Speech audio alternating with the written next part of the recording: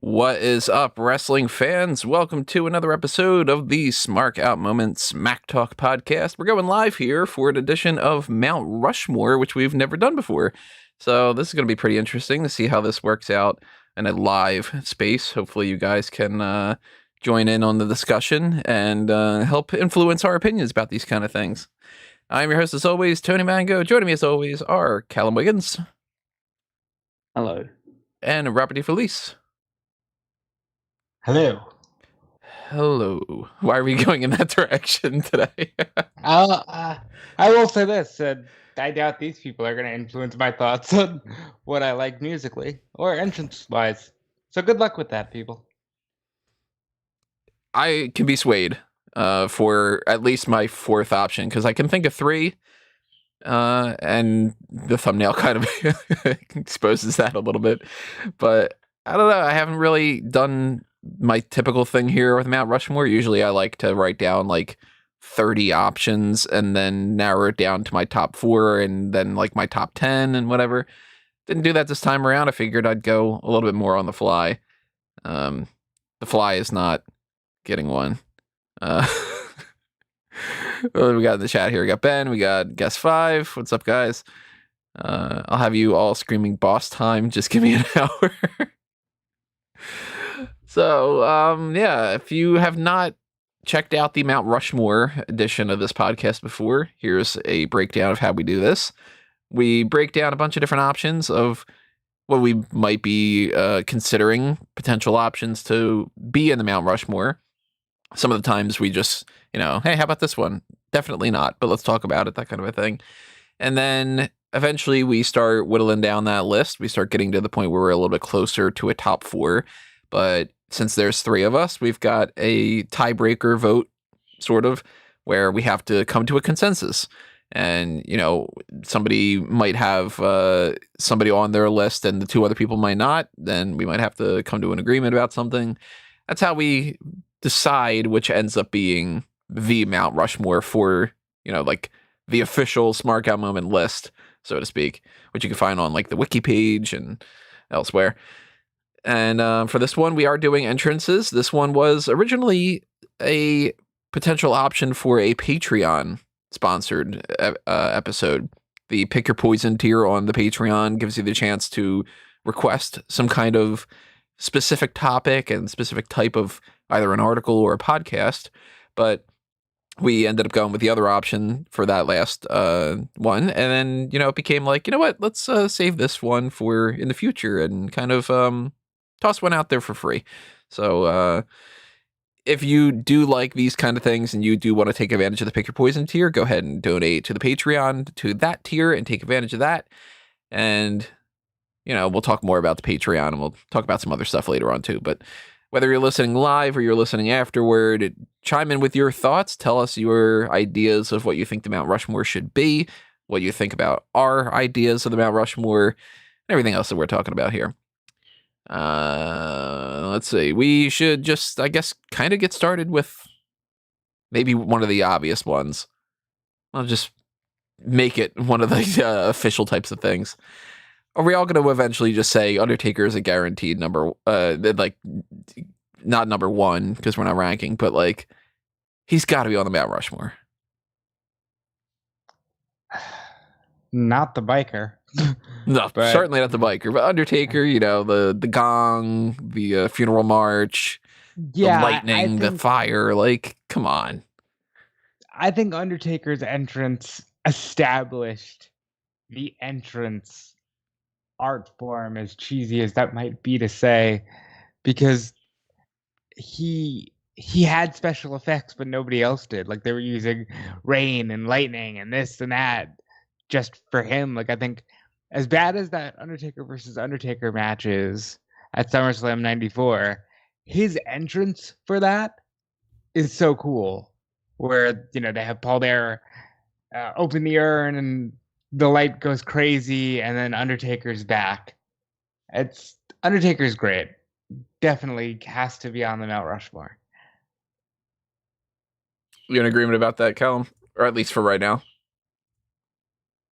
I mean, I guess it's just I'm not very enthusiastic about it because it feels really boring to just put him there.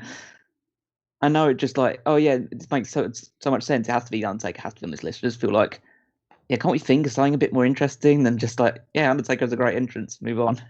That's kind of what I'm feeling for it. I can't explain Undertaker's entrance because everyone's seen it a million times. We all know how good it is. I just feel like that one was just so obvious. It feels like we're not really doing a Mount Rushmore 4 people, we're doing 3 people and the Undertaker. Oh, all right. So if we're gonna drag out Undertaker discussion a little bit, what in your minds is the best Undertaker entrance? It's the one at WrestleMania 29 before the match with Punk, where he crawls out through the stage when the hands are grabbing him and stuff like that. That is a very good one. Maybe that one. I tend to like a lot of the lightning and fire. So maybe one of the ones from like the Saudi shows where they really went all out. I mean, WrestleMania 14 and 20 are both good with the fire sticks hanging around either side of him. I think they're a bit more organic than some of the other ones they've done. Yeah, mine is WrestleMania 20 for the return of the dead man. Like they had the Druids, they had Paul Bearer come back, screaming at Kane, "You're no son of mine," which is fantastic. And yeah, I would say that that's up there. like if I could like pick and choose the elements of making the perfect Undertaker entrance, you start off with the Druids and that whole like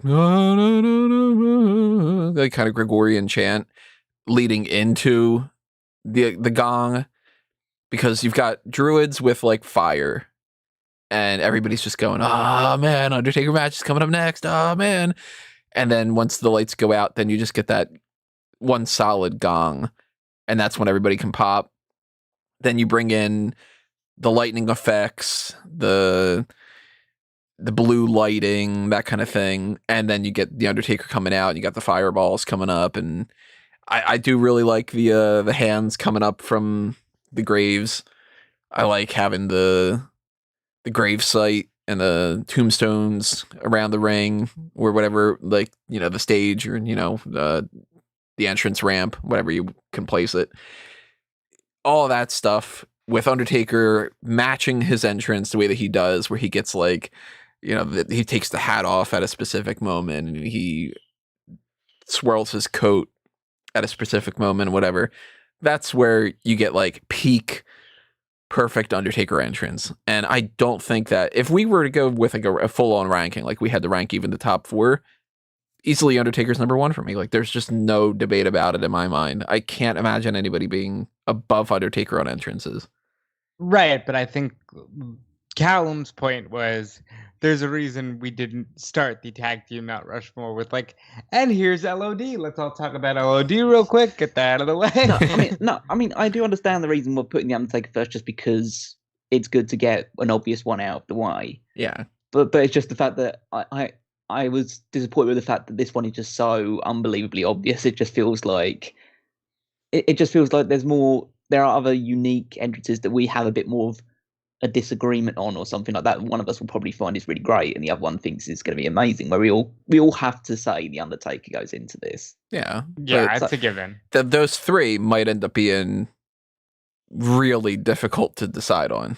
I'm pretty sure they will be. I'm pretty sure we'll think of some we'll find some ways of everyone just getting not being at each other's throats about this stuff, but we'll be saying, "Oh, this one definitely has to be on." Like, you know, yeah, I think the Undertaker's the only one we can basically say, "Okay, this one definitely has to be on," and we'll kind of all agree with it, whether we like. Well, not say whether we like it or not, because we all know the Undertaker has to be on it. And then other people will come up, "This one definitely has to be there," and then one of us will just say, "No." Yeah, just like I've got a couple in my mind that I think are either definites or kind of like shoe-in options, but I could be swayed for potentially everybody except for Undertaker. At that point, it's like there's no debating the Undertaker one. All the other ones, all right, I'll listen to the argument, you know, like that kind of thing, without being like, it's Chowda. Chowda. I'll kill you. It's slightly difficult because, especially with something like this, but most of the people we're going to mention, we could mention 50 different people and they all have good entrances, good to great entrances. So it's not even a case really of arguing that their entrance isn't good. It's just arguing that another entrance is better. for this one. Yeah. And for that matter, too, for anybody who's wondering what the criteria are that we're going to work with on here, this is incorporating everything. This is music, the lighting, the character work, the taunts that they do, the way that they interact with the crowd. It's everything. The way that we would normally do it for best and worst entrances for the end of the year awards. So it's not just music, and eventually we will do just music. But I think that there's a distinction between the two because there are a lot of songs that I really, really like from WWE and elsewhere. And this doesn't have to just be WWE either. This could be pro wrestling entrances from, whatever. But we're going to probably focus more on WWE, especially because you're going to focus more on WWE.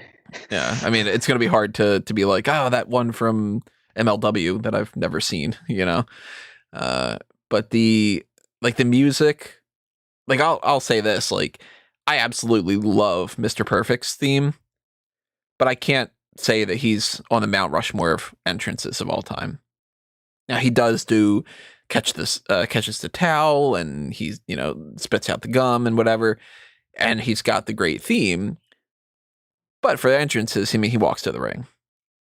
So it's kind of like, all right, well, I'll put a pin in that for a discussion about great themes, but not best entrances. It is interesting. Go ahead, Colin. I was going to say, there's a similar argument to be made for Bret Hart on that one as well. Bret Hart is exactly one of the other ones I was thinking of. I absolutely love Bret Hart's theme. It is arguably my favorite of all time. And I actually think that it works really well with entrance, too. Like, I actually would make the argument that he could be more of the entrance things. Because that note at the very beginning that makes you know that it's Bret Hart, and then the way that it ramps you up and everything, and his energy, and then giving people the glasses or whatever, I think it's worth more of a discussion, but I highly doubt that I would put it in the Mount Rushmore. I think Bret is absolutely worth a discussion, so we can put a pin in Bret Hart if we don't want to just have another full-on, like, well, maybe this one will end up going on there after we just put The Undertaker on automatically. I think we can come back around to Bret. Yeah, well, I'll just say fundamentally now, he wouldn't be in my Mount Rushmore, so maybe a themes, not full entrances. I don't think he does enough in the entrance to make it worthwhile. For me, this discussion is definitely going to be one on entrance idiosyncrasies and how it's changed over time. And, because like you could say Ultimate Warrior, he just sort of runs to the ring, but at the time, he was one of the first with like a specific entrance every single time out. Like he had the music, he had the moves, but I don't think any of us would put him on a Mount Rushmore, even though his entrance is an important entrance in like the evolution of pro wrestling to that, superstars and the way that we look at it now. Guess 5 in the chat says best entrance of all time is Jeff Hardy in his 90-second match against Sting. That's I mean, I would put Ultimate Warrior ahead of Bret Hart in the pecking order for this. I think it's fair. Probably would too. I think his entrance is more iconic. I think people know. I mean, I'm not saying that people know the entrance, but people don't. People know the theme of Bret Hart. They don't know the little, like, idiosyncrasies or whatever you want to call it, the finer details that go into his actual overall entrance. Whereas everyone remembers just everything that Warrior would do for his entrance, because it would be really quick. He would sprint down the ramp, shake the ropes, like move around, like pump his arms in the air when he got into the ring, and then he wouldn't be able to wrestle a long match because he was too tired. Yeah. So that's. That goes to show like how important the entrance is, because he's willing to sacrifice any quality of match that he could put together just to have a good entrance. Or like even to the point where at WrestleMania 7, when he fights Savage, he doesn't run. And that was like one of the moments where Bobby Heenan's, oh my God, is that the Ultimate Warrior? He's not running. He's just walking. He's conserving his energy. What's happening here? So entrance is very important. Warriors up there, but probably not going in my Mount Rushmore. Yeah, I don't think that I'll end up ultimately going with him on that list, but I do think he's worth being a part of the discussion. So I'm going to add him down to our list. We will also, we're not going to maybe officially do this, but we might do it in here just depending on if we've got the material for it. We might end up kind of how we do like a B tier, a C tier, that kind of thing. On top of that, we might even bother with like worst entrances if we can think of them. So if you guys think of any in the comments or anything, drop those ideas Bad too. entrances. Because there's plenty that are just like guy comes out with bad music and he just walks to the ring and stuff. That's hard to Buddy Murphy. remember. No, that is Rob Conway. Oh boy. What was his name again? Oh my god. It was just like it was just somebody saying like it was like that guy that does the Randy Newman, right? Yeah, Randy Newman. It sounds like Randy Newman, Tony. Just going, look at me. Yeah, I know which theme you're talking about now. It's just kind of like and it's Kerwin White. Oh my. You got a friend in me, kind of song. Kerwin White is one of the biggest debacles in wrestling history that does not nearly get talked about enough. This Chavo Guerrero saying he was going to call himself Kerwin White because white makes right is just one of the most disturbing things that's ever happened. We can definitely fill that out. Rob Conway, I'm going to put him down. It's like a potential for the worst. I'm looking up some lists here and there of some different options just to see if it ends up being like, some points here. For instance, right now I'm looking on a Bleacher Report article that was written many, many years ago by Ryan of this is the top 50. So there's different things here. He's got JBL on here.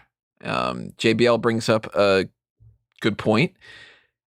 I don't like JBL's theme, but I'm not supposed to. And he's got his limo, which is like an interesting enough entrance. And at that point, he pretty much just goes to the ring. I wouldn't put JBL in Mount Rushmore by any means whatsoever. But if I'm trying to think of car-based entrances, the only one that I think is quote-unquote better than that would probably be Eddie Guerrero. Oh, Eddie's is great. Because he's got the lowrider, so like that's more fun. That's cool, And I love the Viva La Raza theme music as well. Yeah. I think that's great. I mean, for JBL, you do have the added wrinkle of the fact where he occasionally has money falling from the sky. I love the money. With his face on it and stuff like that. That's a really nice touch. Totally forgot about that. For just a dick heel, because like you see money falling from the sky and you think, oh my god, that's great, I'm going to have money. It's just like it has his face on it, so it's fake. So you just think, oh my god, what am I going to do with this? It's JBL is an interesting case in that he sucked for the majority of his career, and then he just has this run where he's in the main event. He's not in the headlining match at Mania, but he's in arguably the one that matters more because he gives John Cena his first title, and that's a great entrance where he's got the motorcade and he's got I believe he has the money falling from the sky. He's doing the little two-step to the ring. JBL wouldn't be on a Mount Rushmore for me, but it is a very fun entrance. Same idea in my mind about I'm not putting Alberto Del Rio on there. He's got the car, he's got the pyro. I do like his theme. And he's got a ring announcer as well. If Del Rio wasn't such a piece of shit, I'd make an argument for Alberto Del Rio because it was a great entrance. When he first came in and he had the different luxury car every night and the pyro and Ricardo Rodriguez, I'd make an argument for him, but he's an absolute piece of shit, so no. If we did a Mount Rushmore of entrances specifically for that time frame, he's on there. Oh, he'd be the first one. One of the only ones, really. But all time, I'm gonna boot him off for sure. Like, I'd rather go even like Road Warriors over him. Because Road Warriors, I think, is worth a discussion. I think they're more worth a discussion when it comes to entrance themes. But their entrance itself, I don't know if I would be like, oh man, that really stands out to me, Yeah, I don't really know what the Road Warriors' entrance. They walk to the is. ring and then they they walk. they slide in and they do the double pose on the ramp, and that's about it. Well, they got the theme. They've got the ring attire because they don't wear that in the ring, so that's a part of their entrance. They get the Road Warrior pop. That's something to factor in here. I also think about, if you're talking like potential all times, the motorcycles that they had for the WrestleMania. And they didn't do motorcycles at Mania. No, it was a SummerSlam. It was SummerSlam too. They had Sonny at one point. I mean, come on. It's something worth talking about. I think for the sake of this whole thing, we can't pinpoint individual entrances. It has to be their general entrance. General entrance is where I'm factoring in more. That had like really good one-off entrances. Yeah. Like John Cena's had a lot of really good one-off entrances, but I would not put him on the Mount Rushmore because his entrance is he stands at the top of the ramp, he salutes, probably smiles and talks to the camera for a couple of minutes, runs down, slides in, and poses. That's not an iconic entrance. It's an iconic in the sense that that music has been playing over and over in people's head for about 15, 16 years. It's playing in somebody's head right now. Yeah, exactly. You know whose head? And his name is... I do think, though, if we get like specific ideas in mind, we should call them out. And if there is one that ends up being like, you know what? Yeah, that's just so good. I wouldn't be opposed to having a Mount Rushmore of all time type stuff have one specific type thing. But I can't imagine that that's going to be the case. If it was just like, the Undertaker from WrestleMania 29, but it's like, nah, it's Undertaker. Let's just go with Undertaker. It's almost like that's more worth a dark cast extension of this discussion, where it's like, then we'll get into like, well, WrestleMania 12 and Shawn Michaels comes from the sky on the zip line, or Mount Rushmore of one-time special pro wrestling entrances of all time. Yeah, we might do that in the future. For instance, Guest 5 brought up Triple H at WrestleMania 30 with the Terminator entrance. That's 31 was the Terminator entrance. Yeah, 30 was the much better one, where he's got Sasha, Alexa, and Charlotte kind of around the throne. He says Triple H at WrestleMania 30 was great. His Terminator entrance at WrestleMania 39 just looked goofy as all hell.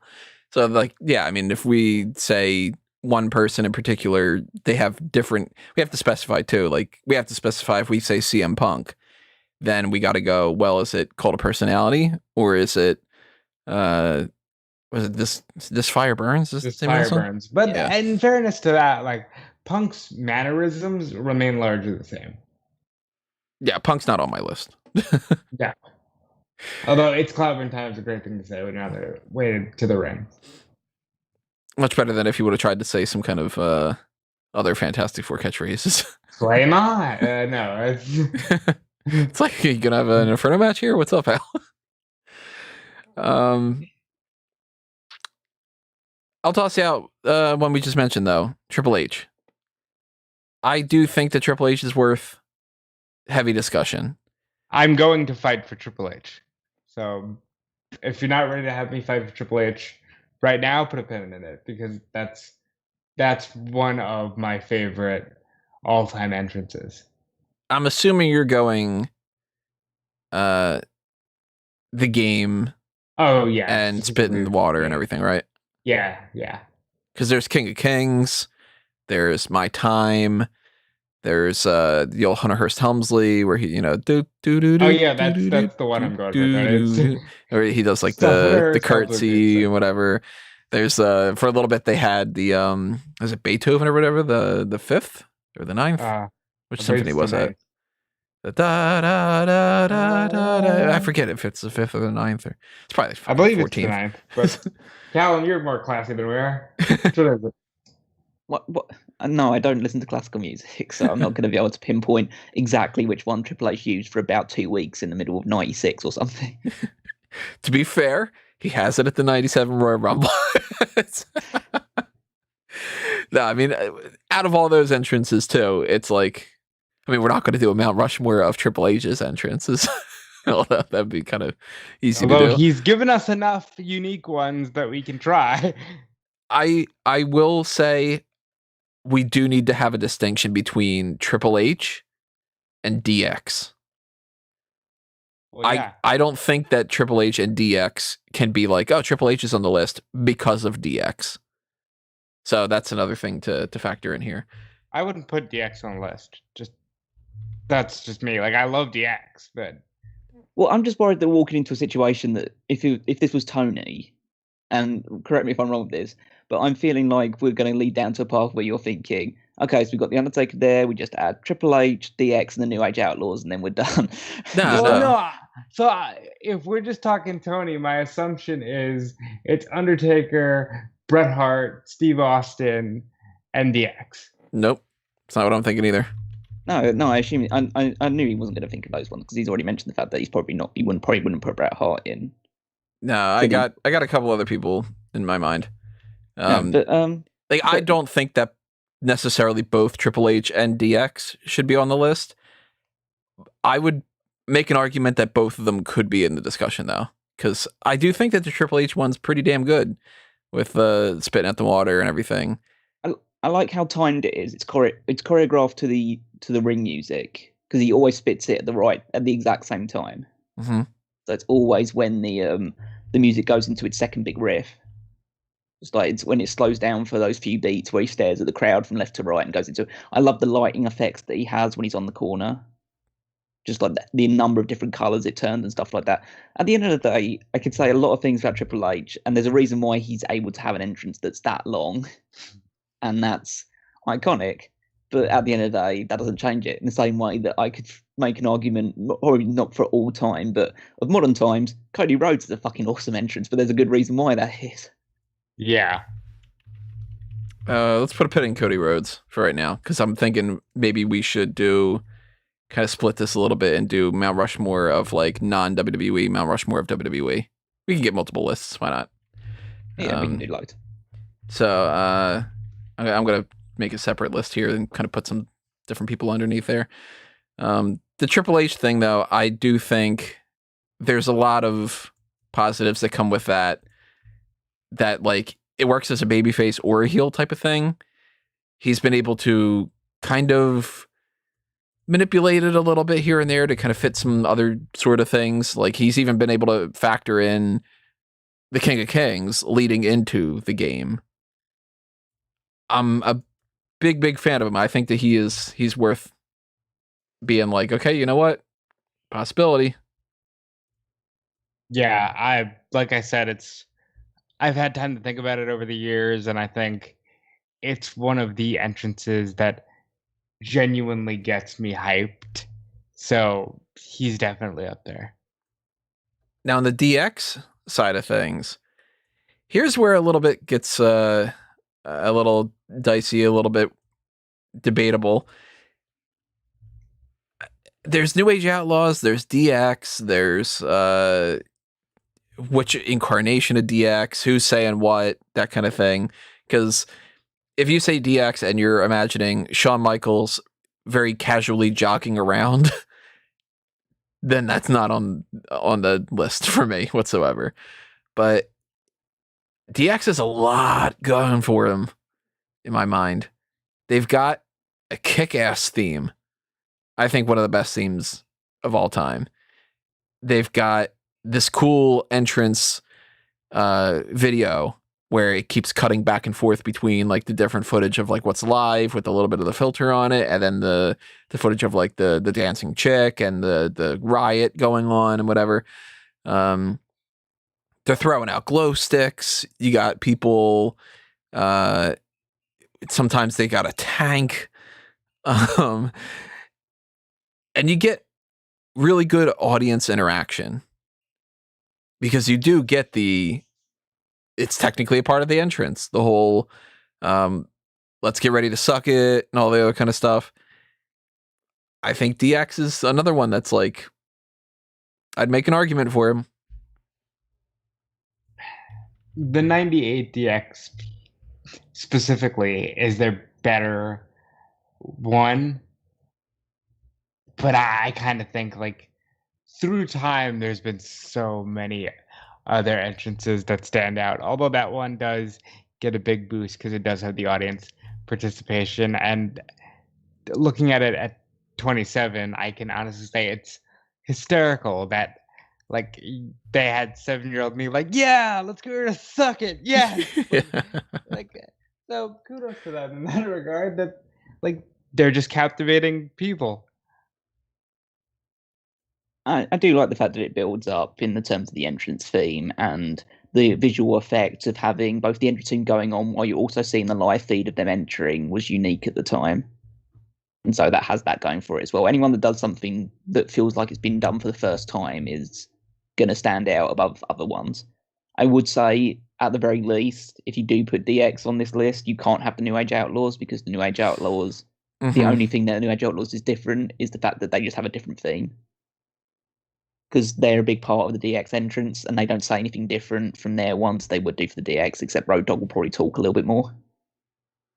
Yeah, I would say DX by themselves is better than New Age Outlaws, if we end up coming down to it. But I do really like the New Age Outlaws thing because, you know, I mean, it's great. You know, the theme is kind of like not great, but great at the same time.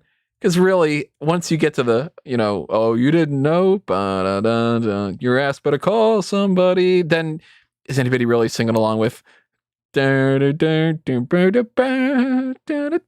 just really walking to the ring. I'd go when Road Dogg just starts talking. Right. Yeah, I'd go a step further and say, like, I've heard the theme without him talking. Road Dogg makes that entrance. So it's all Road Dogg. It's barely the theme. It's kudos to him for it, but yeah, I don't think it's Mount Rushmore worthy. Yeah, I'll say Nick's New Age Outlaws. I'm not even going to make the argument for them, really. Looking at this list here and there, I'm also going to look in a little bit more in the chat, catch up a little bit on this. Some debates about Austin. We'll get to Austin for sure. Guess what I says? I was going to say the Shield, but that's also just a walk to the ring and all, be it through the crowd. No votes on the Shield, right? Fucking cool for their day. It's almost like the Del Rio discussion where it's like, if we just talk about modern times, Shield is in the discussion, but all time, nah. I mean, again, it's a good, unique entrance in terms of the fact that it's coming through the crowd, but I feel it's soured by the fact that Roman continued using that theme for so long. I would agree with that, actually. We're all in agreement he needs to have that new theme by WrestleMania. Yeah, whatever they're talking about, yeah. Oh, yeah, absolutely. I wanted to see what it's like. But, yeah, I certainly wouldn't put... I'd say it actually suits Moxley more in AEW than it does the Shield. Yeah, I can see that. So I like how he does it also in New Japan as well. He just like always just wander through the crowd and stuff like that. I think it feels just more like, okay, this is a guy that doesn't hang out in the locker room. He just comes up when it's his time to come, and then he just walks out. One person that's been brought up in the chat quite a bit by Ben is Naomi. It's cool. Yeah, it's a nice visual effect. The light up clothing, the glow in the dark stuff. I don't think it's definitely not something that a lot of people have done in the past. So I've got to give her credit for that one, and obviously dancing is the effect of that as well. The slide down the ramp. She has a very cool entrance. She probably has the coolest entrance on the women's side of things, especially nowadays. I just wouldn't put her on the Mount Rushmore. I'm struggling to think of a women's entrance that I like better than hers. I was, again, I don't want to say too much about it because I don't want to come across in the wrong way, but I was struggling to find a lot of women to put onto this list. Because it's general entrance specifically, it's hard. Mm-hmm. But if we're talking, just to give some love to the women, Charlotte Flair's entrance at WrestleMania 24 is one of the coolest entrances ever. Why is she even 34? 24 was her father's great entrance. No. That's what she's just crying in the. Sorry. Yeah. 34 is one of the greatest entrances ever. Well, let's talk about that because Charlotte and Ric Flair, we might as well lump them together. They've got. Charlotte would hate you for that. Well, too bad. Like she's got her theme is different from Ric's, but it's the same song. It's just a remix. And they both have a robe, and they both, at different points, Rick didn't usually, but they both have had pyro. Charlotte is in the era of pyro, so she has it. Ric Flair didn't back in the day when they didn't rig that kind of stuff up. But I absolutely 100% adore and love Also Sprach Zarathustra. It is one of my favorite pieces of music that has ever existed. And I literally cannot listen to that song without getting goosebumps.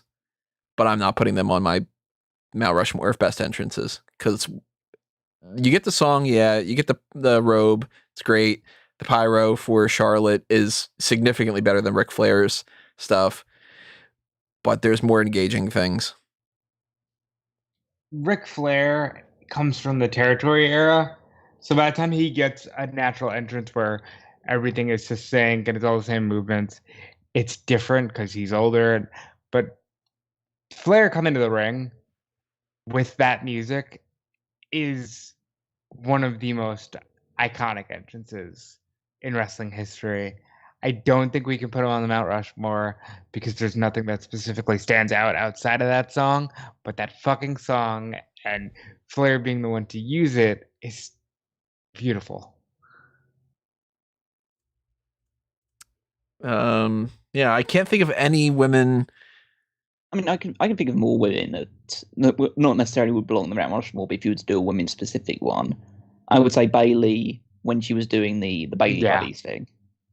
That's a great theme. It's perfect for like a white meat baby face, and like the inflatable flailing arm, flailing tube men, or whatever you want to call it. It's just that's unique. Nobody ever did that thing before. That was great.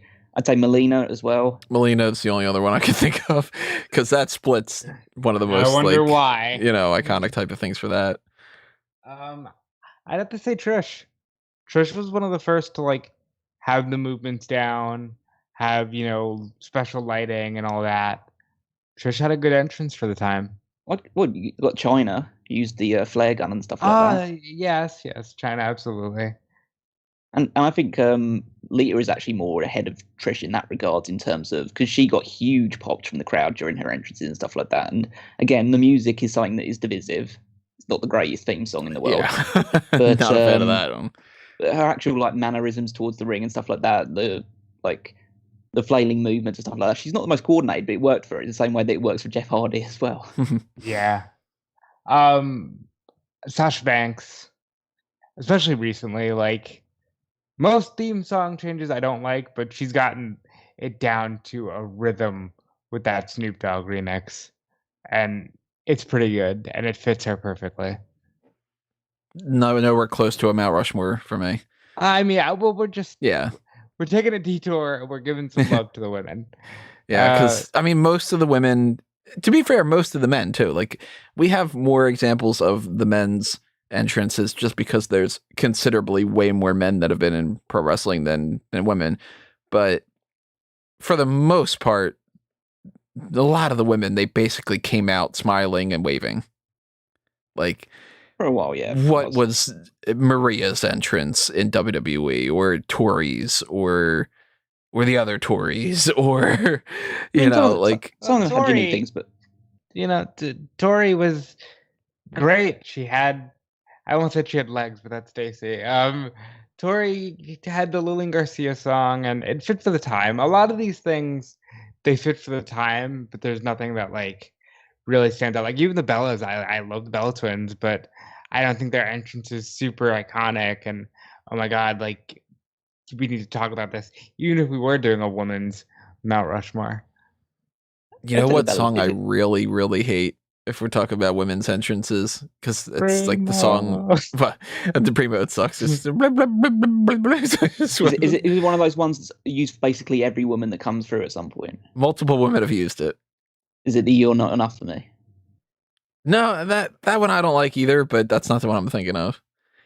The one I really I cannot stand is I'm insatiable, I can't get enough, I gotta get a boy. It's there's a lot of them like that. Detour for a second, because that always bugged the crap out of me. That it was This whole song's like, I need to find a boy. It's like you're in the wrong Right. you're in the wrong place here. Like, That's a fine enough pop song for some. Now that's what I call teeny bopper BS 15 or whatever. 25. But that like Layla and Taryn, I think, were two of the ones that had used it.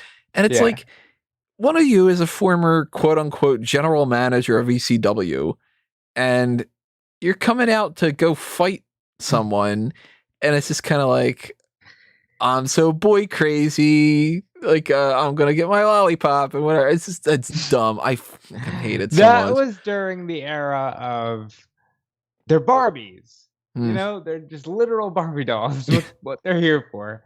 Well, I mean, it's also even like that. It's just that all of the, especially in the Attitude Era and Ruthless Aggression era, all of the entrance things to the women were basically sex related.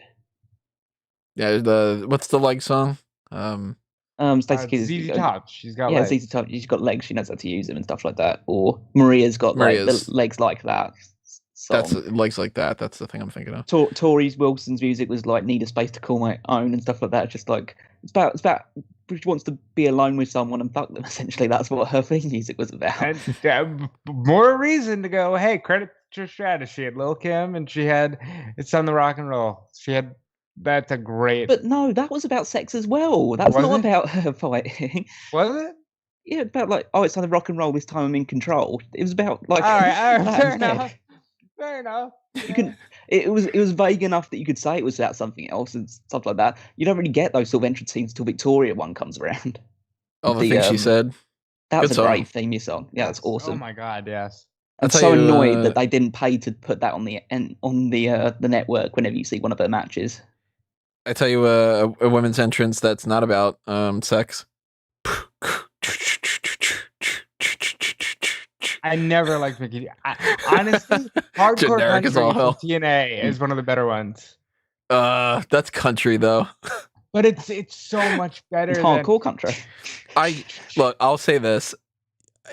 You're gonna have to fight up a hill for me to put a country thing on here just because of my bias against country music. Even though, like, don't go messing with a country boy. It's like, oh yeah, for that time, that's great. But I hate country so much. Like hardcore country, get hardcore country, and I'm like, nope, mute. Well, I hate country music. Sorry, everybody who likes it. I've grown up with my mom loving that, so I've heard so many terrible songs. That doesn't sound right. So I mean, like somebody like Naomi, like Ben brought up, I'd put her probably in the Mount Rushmore for women. If we were to, I don't know if we're gonna make a separate list for women. We're not gonna make 100 lists. We're not gonna do it right now, but we can get there. But possibility. I'll add a note to myself about that if we do end up doing that at some point. All right, here's one that I think deserves some discussion, and it doesn't get as much love even today. Kane. Kane's specifically like Kane's first entrance and entrance theme. That's good shit. Kane's worth the discussion, I think. Kane's great. I personally, and I know this is divisive as well, I prefer Slow Chemical. Slow Chemical is a great song, and it's a great take on his theme song already. But like, I would say everything up until like they took away the pyro and he put the mask back on, one of the best themes in one of the best overall entrances in wrestling. I love the song. I don't like when they brought the song back and tweaked it and took the lyrics out and had kind of like less of a melody to it. Yeah, like they did that kind of where it's just sort of like the droning thing, and then it was more flat. Yeah, it was a flat version of the original theme, which I didn't quite appreciate. But the song is so good, and he's got the pyro, which kicks ass. You know, there's one thing that I had noticed about the pyro. I think I saw someone even tweet about this or write about it, which I hadn't noticed before, which is the fact that he only does the pyro during his entrance if he's not going to win the match. Really? Because if he wins the match, he does the pyro at the end. Huh. I wish I would have figured that out back when I was doing predictions for Kane matches. I mean, I can't say for certain if it was like 100% like that, but you basically could tell if Kane is coming out and he's going to lose a match because the Pyro doesn't go off a second time. That's interesting. I've never thought about that up until right now. No, I never thought about it either, but I just saw someone write about it, and then it's just like, oh, that makes sense. Yeah, because they wouldn't probably have the rounds inside to be able to do the Pyro twice. So, yeah, and you would save it for the. Well, I don't know. There might be an instance where they did it twice or something. I don't remember for sure. If there is, then drop a comment below. Let us know. But I would say with Kane's one, it is just the song and the Pyro. That one bit of Pyro. The rest of it is just him walking to the ring. Now, there's an argument that I think that we could make a discussion that he's not going to do anything more fancy because his character is a stoic walk to the ring type of guy. So that fits. So I think in that kind of a case, that works for Kane as a positive, whereas someone like King Corbin, if he just walks to the ring, well, then he's just walking to the ring. You know what I mean? Like, so I think that like Kane doing that's not a negative against him, especially if he's got, like I mean, if we're talking like one-time entrance type things, how great of an entrance was the very first Kane appearance of just the lights going off, not knowing what's going on, the pyro, and then he comes out with Paul Bearer, and he's got that red outfit, and it's gotta be Kane. Like, I think that entrance is even better in retrospect because you can say, it worked out great, and it started this great thing, and above all else, it's Vince McMahon's last time full-time on commentary. And he doesn't go full on. So it's just kind of that's gotta be Kane. Like, it's just so good. And the nod to Phantom of the Opera, just all of it is a very strong entrance package. To me, he's somebody I'd put a pin in. How about someone that I'll bring forward someone that I'm willing to fight for. I'm putting Goldust. Oh, Goldust is definitely someone in this discussion. Goldust has such great options to pick from when it comes to that. It's the music, it's the 24 karat pictures thing that you see at the very start of it, so you get to see that in his entrance. The cinematic effect where it's like it's cut on the top and the bottom, the wig, the robe, the movements, and just deliberate stuff where he comes to the ring where he licks the middle ring rope and stuff like that. The little puffing up of the chest as he goes across and stuff like that. When he had Marlena alongside him as well, like that music is fantastic. The pyro that shoots out, because it's really different from a lot of other people's pyro in the fact that it's almost like, I don't know how to describe it, but glittery. Like, I don't know if fireworks can be described that way, but it's very like you wouldn't describe it as like, oh, this is really powerful or like aggressive like certain other ones. Like, it's like the complete opposite pyro to Kane's pyro, put it that way. It's very flamboyant. But it's literal glitter, and for a while, like, people were wrestling with glitter all over them, even the matches afterwards. Yeah. I think that's why they stopped it. But Goldust's entrance is so good. For a while, it was him and Undertaker, and like they were the only two that had like really extravagant entrances. And over time, they got watered down. But that initial Goldust entrance is one of the best in the world. He's somebody for sure that I think it's on that potential list. Goldust. Obviously, if we're talking that Goldust, if we're talking Goldust coming out with this cone bra and everything, different story. The artist formerly known as, that wasn't great. If we're not going Black Rain, we're not going what's this 7. Even though 7 was kind of cool, it's a one-shot deal, so I think that Goldust is one to really put out there. I also would say not as much, but I do think it's worth a discussion, is Mankind. Because, I mean, he's got a good theme. He's got an interesting, like, the way that he walks to the ring, and that he's like, ripping his hair out and everything like that. I wouldn't put it in the Mount Rushmore by any means, but He's got I'm the going to talk exit about theme. it. And for me, I think Original Mankind is very underrated. Everybody loves the one that got thrown off the sail and has Sacco. I hate that compared to the original. The original is so cool, and it's one of his better characters. I would say it's that and like the original Cactus Jack, because that character was so tortured and had the exit theme that was like this beautiful piece of classical music, even though he's a monster. And he's one of the first people to take it to the Undertaker. And a lot of, even though it's their entrances, their overall character adds to it as well. When you think of something like Mankind being able to beat the shit out of the Undertaker, that makes his entrance even better because it's not just some jabroni coming out. Grimshot in the chat. Thank you for the super chat. He says, late to the stream. We'll listen and work tomorrow. Take my money and keep up the good work. Well, thank you. Thank you, Grim. Now, Dude Love, I think is a gooder. Gooder. Wow. I've got an English degree. Got Gooder. $5 for this content. I literally said gooder. Wow.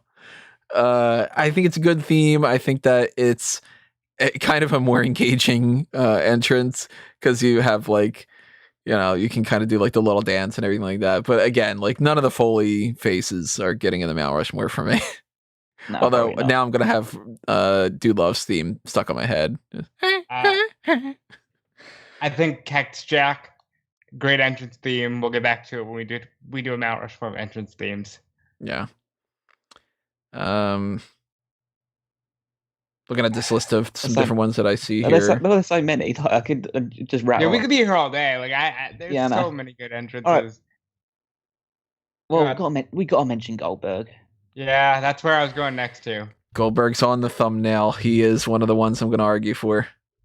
Yeah. It's so that music, that little beat at the start of it is just, that as soon as that first beat comes in, someone's about to be fucked up. And okay, he should not be banging his head against lockers at the start of the thing. He got to get into Goldberg mode. But the fucking personal security, that's so good. That's such a nice touch. Like, WCW have made a lot of stupid decisions, but whoever decided that was like an A+ decision making, because it makes him look so dangerous that he needs to be escorted personally to the ring because you don't want anyone getting near him. The pyro either side of him, it's like going off in his face, so he just feels like he's hard as nails getting through that. The smoke comes through his nose as he comes out of it and through his mouth, and then the kicks and the punches and the jabs and everything on the way to the ring. It's just it's so atmospheric, that entrance. And that march for that theme, I'm so glad that they paid for the rights or whatever they did to get the WCW one, because the WWE one's not bad, but it's just a knockoff. It's kind of like what TNA would do with like Booker T's got a fantastic theme, but when you take him into TNA and you get the knockoff of that, you're like, it's not quite the same. It's like 1% milk or something. Like Goldberg is so freaking good with this entrance. I'd go so far as to say I'm probably going to argue that that's a Mount Rushmore. He's high up there for me. Yeah, it's very high up there because I can't say for certain just yet because there's too many people that we still have to discuss. Yeah, it's just so good though. Like, it's clearly my knock on WCW. If you watched our Starcade discussion and anything we've done on WCW, it's always been they don't have production value up to snuff with WWE, except for Goldberg's entrance. Yeah, they put it all into that. Really, really good. So put a pin in that. I wouldn't bring up Batista. Batista is a really good one to bring up. That's a great theme. It's a fantastic theme. I Walk Alone. And to be clear, I'm talking about obviously the pyro going off with the machine gun arms and all that. It's so good, and it's one of the more iconic ones from that era. I don't know, man. Batista's up there for me. At the very least, he's in the range. He's got a good theme. It's catchy. It gets you pumped up. He's got a unique First off, he's got pyro, so that's a step up from a lot of the people that don't have pyro. Just the fact that he has it, period. But the way that he does it is pretty damn badass. That Gatling gun is just like, how many people have done that? Just kind of psyching themselves up. You ever see that video of Xavier Woods backstage at WrestleMania? Oh, it's a so running good. gag on their show that they like love Batista's thing. It's fucking great. He's another one that's like, this is where like where I said like the Undertaker one, yeah, okay. Those other three, it's gonna be a debate. You know? Well, we'll just talk about another one who has an excessive use of pyro. Let's say Edge. Love Edge's theme. Love so good. Love the pyro that he does. Also love something that's a little bit underrated when it comes to talking about the entrance themes is the announcing. Because at a certain point, Tony Chimmel, yeah, just became so good that you listen to Tony Chimmel, the rated R superstar. The fact that they would bring him in to do that just because they knew that that was like a key part of the entrance. I loved how animated Edge always got when he came out to his entrance, like the running from side to side with the crowd and stuff like that, the pulling on the hair where he points up with the pyro going off. He always stares up just that little bit longer before staring down to the ring. The charging to the ring, the slide inwards, the big leather coats that he would wear coming into it as well. It's just, yeah, his entrance is iconic as well. Yeah, and kudos to him for taking elements of his entrance through time and always updating them. Like the "You Think You Know Me" in the beginning. He always slid in the ring. He never switched that up. He, like Hallam said, the pyro, looking up until it was over and just soaking in the moment. He would look up even longer if he was world champion. Edge's entrance is great. And I want to real quick detour just because I think it's appropriate for this discussion. Earlier today, I was listening to Jim Johnston say, God, the theme songs today suck so much. And they really took away like that element of stardom that, you know, people had because their entrances and their entrance themes were so good. And Edge embodies that. But these days they tell you who it's coming out. That's stardom right there, where they go Billy Kay and Guru Raj and whatever. I thought when you mentioned that we're going to pivot away from Edge for a little bit, I was going to talk about the Brood. We got to talk about Brood. It's on my list. That music. It's haunting. They got cool lighting. Gangrel spits out the blood. They come up from a ring of fire. Yeah. Yeah, like it's up there. In an era and a point of time during the Attitude Era when I'd say everyone had an awesome entrance, I know that, but a lot of people had really awesome entrances to stand out, and that crowd says something really. Especially they were only around for like 6 months, if that. Yeah, they weren't around long at all. Around a short amount of time frame, but people who don't even watch wrestling as like, you know, even more than like a casual person, if they were watching around that time, they're like, oh, I remember the Brood. They might not be able to tell you that Gangrel was the name of the person who was in there. Hey, sweetie, in the chat. And, you know, they might not be able to tell you a whole lot of information about a lot of the other people. They're not going to be like, oh, Flash Funk, I can tell you that guy. And I can, you know, break down the entire history of the national championship in this company and whatever, you know. But anybody who watched around that time frame, Brood is someone who can totally be brought up. Absolutely. And it's like already on this list that I've got going on. We've got Triple H, DX, Kane, Ultimate Warrior, Goldust, Goldberg, Batista, Edge, Brood. And we still have so many more that we can talk about too. This is going to be a tough list. That's just WWE. Shawn Michaels yet. I'll go so far as to say, despite Shawn being my favorite of all time, Shawn's not in my Mount Rushmore. He's not going to get on there. I mean, the entrance is great. Like my biggest issue is the fact that the theme is awesome. Like, the theme again is iconic. But it's just a case of with his theme, I almost feel like he should have updated it when he came back. Just a sexy man. Yeah, because he's not a boy anymore, and it's arguable he's not even that sexy anymore at that point. So it's like, but Yeah, it's just that, especially when you get to like WrestleMania 26 and he's coming out sexy boy, it's a little bit much. That's why it's hard because he did come out to DX for a while, but even then it was like, yeah, I'm a rebel and suck it. It didn't fit him. But how do you change it? What if he did update that throughout the time? Like, I used to be cute. I used to be sexy. Like, I had we the saw him looks. try to update the like tights, and that didn't work out at Survivor Series 2002.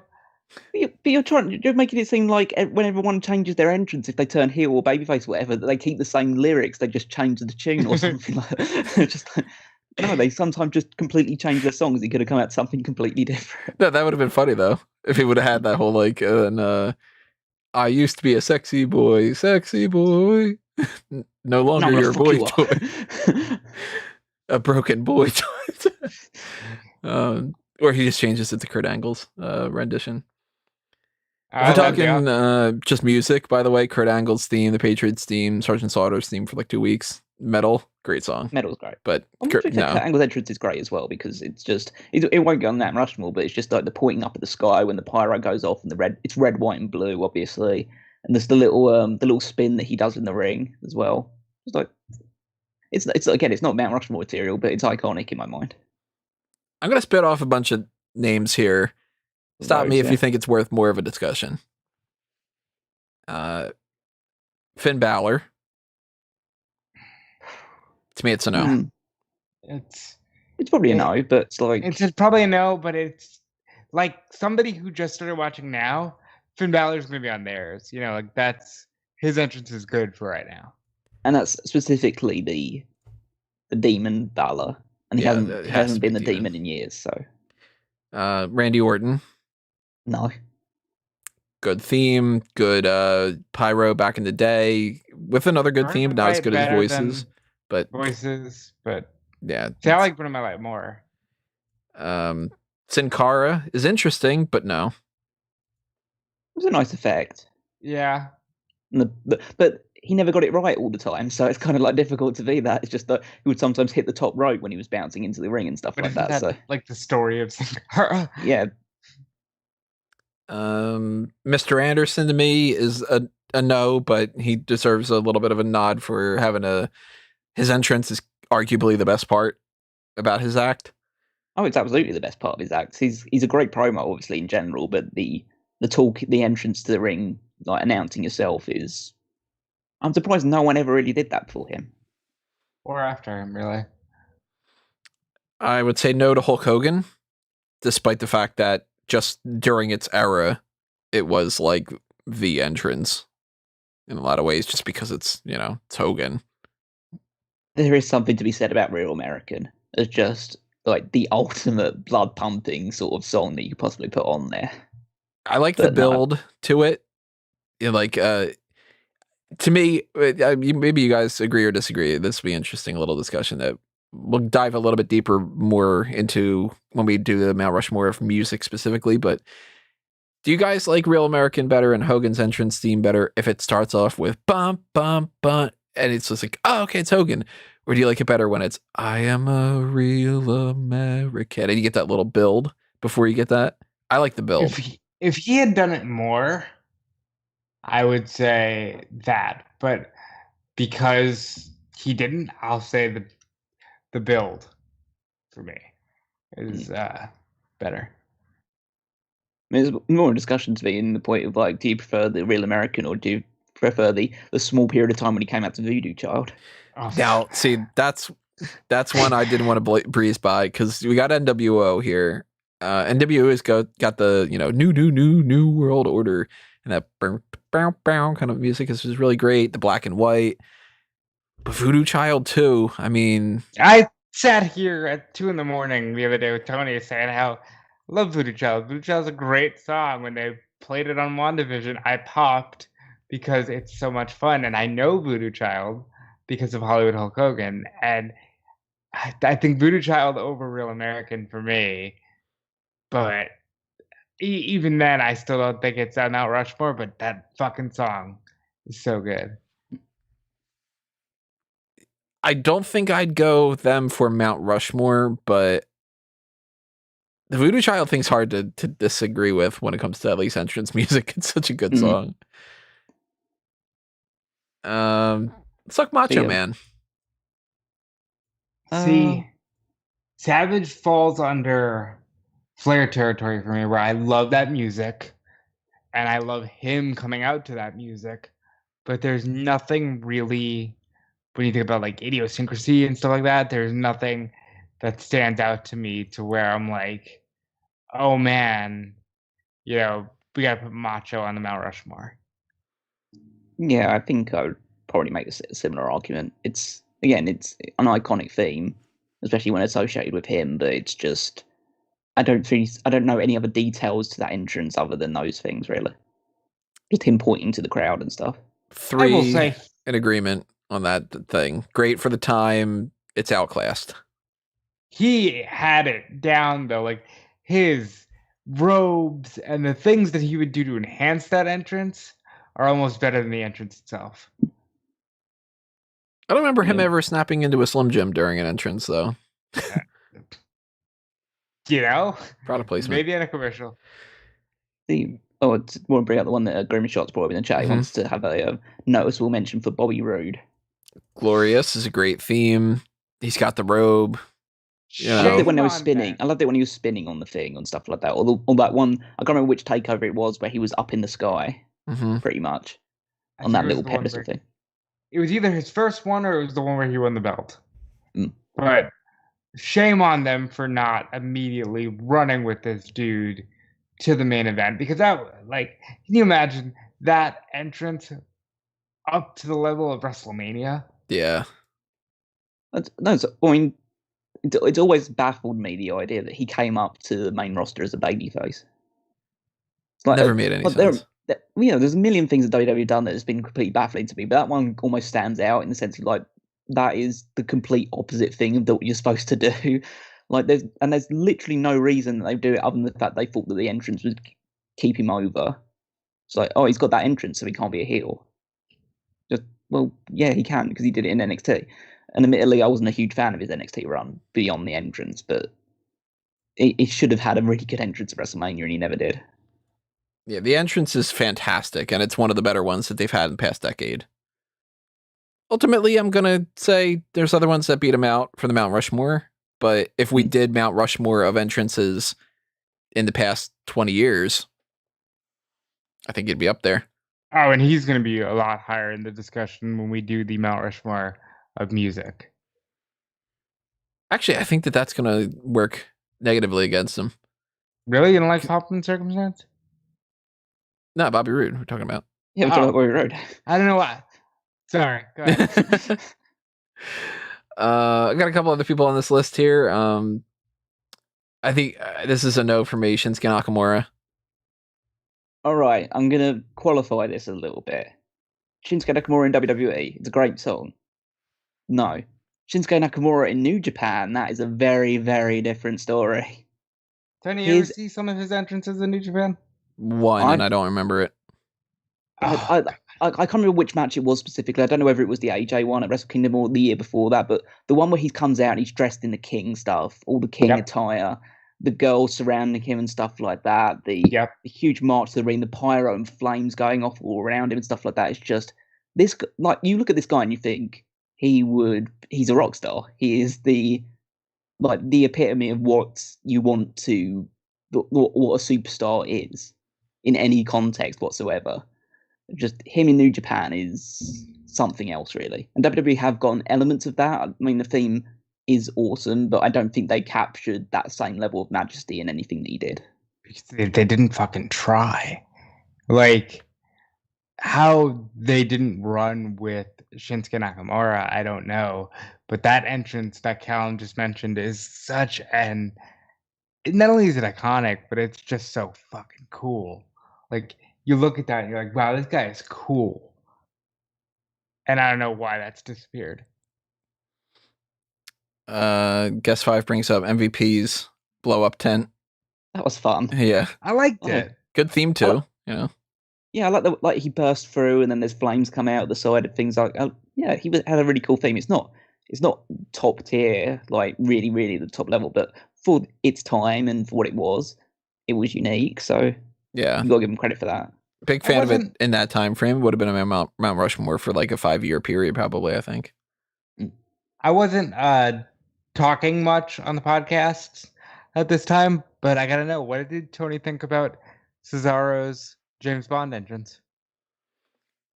The variation of Dean Malenko's old theme, which is inspired a little bit by the James Bond stuff. I liked it, but I don't think that that's like an entrance.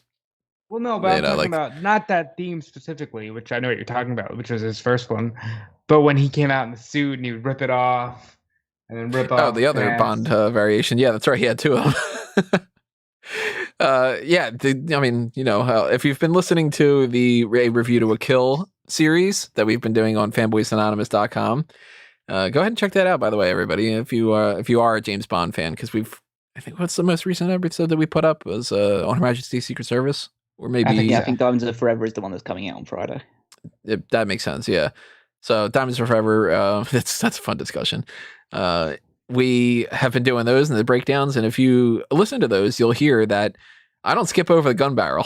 Like every time we're talking about this, I'm going, this is what is different about the gun barrel this time or whatever. And eventually when we get to the Craig ones, I'm going to be like, there's no gun barrel. Like, but big fan of, when they incorporate something like that in there, I'm going to pop because it's, if somebody came out with like a Star Wars based theme prior to the sequel trilogy, then Okay, you still got it in there. You just couldn't let it go. I thought about not, but then I'm like, no, because then somebody might be like, oh, so you're a big fan of Poe Dameron, huh? And I'd be like, yeah. But yeah, one from the prequels, like Misa, professional wrestler. He'd be better suited as playing the part of the baby that Snitsky punts. Grim says, I know this may trigger Tony, but the Fiend's entrance at SummerSlam was epic. I would say Bray Wyatt is in a discussion. Bray Wyatt has great entrances.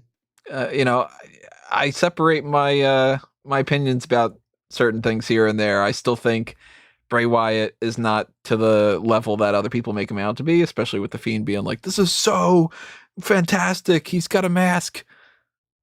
And like, but the Fiend entrance is great. The Bray Wyatt entrance before he even did the Fiend stuff, it's another one. Both of them are great.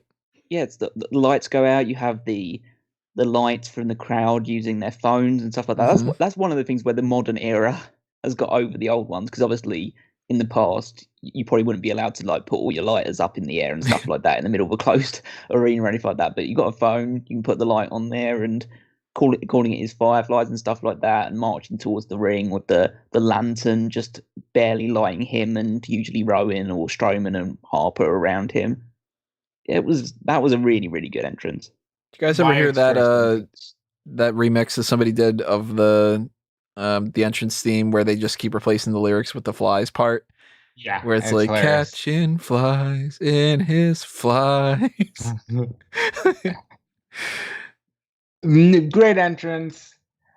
Bray Wyatt in 2013, they dropped the ball, and I will never forgive them, because he had it and everything that comes with it, and they just said, yeah, but no. I'd put him on the list to put a pin in. Yeah, potentially. Yeah, I'll say no for Steve Austin. The glass is great. The theme is great, even though if it's just a variation of the Razor Ramon theme, which I honestly like better. But he walks to the ring and he gives a middle finger and puts his hands up on the ropes. There's better ones. He does get that pop though. Yeah, I will say it fits the character so well. He's just black trunks, black boots, walks to the ring. Like he shines because of his simplicity. I still got a couple more down on the list that are kind of big ones too. Wow. I've got loads. Sandman. Oh, there we go. Ah, That is a top all-time outside WWE, and there's no question about that one whatsoever. yeah, it's that one, Goldberg, and you can argue about the other two, but those two are absolutely the top two outside WWE. Fucking Enter Sandman coming out to that. That is so perfect for the ECW environment. And just like coming through the crowd, smashing his head off beer cans and Singapore canes or whatever he can get his hands on, just spitting beer. Like, this totally wouldn't work in a COVID environment. Like, just him coming through the crowd and just like, yeah, just like at the end of the day, Sandman was not a classical professional wrestler by any stretch of the imagination, but that entrance made him an icon. Yeah. Yeah, I mean, the entrance is, again, the best part of Sandman. Once he gets in the ring and starts wrestling, it's like, oh, all right, now he's wrestling. If they beat the crap out of each other with steel chairs and stuff, it's a different story. But the coolest part of Sandman is when you just start hearing Enter Sandman. And I've told the story before. I went to like an NWA show or something back in the day when I was a little kid, and I was one of the ones that caught the beer can. So I have a signed Sandman beer can that he smashed on his head. Super cool. Potentially Very on the cool. list. I would say put a pin in it. Very cool. John Morrison. Big It fan of the is cool. theme. He's got the slow motion stuff. He's got pyro. It's in the same way that I said with Foley, the character and how the character is used really helps. Here it hurts. Because if John Morrison was like a world champion and we got to see that entrance on grander stages, I'd say it should be in the discussion.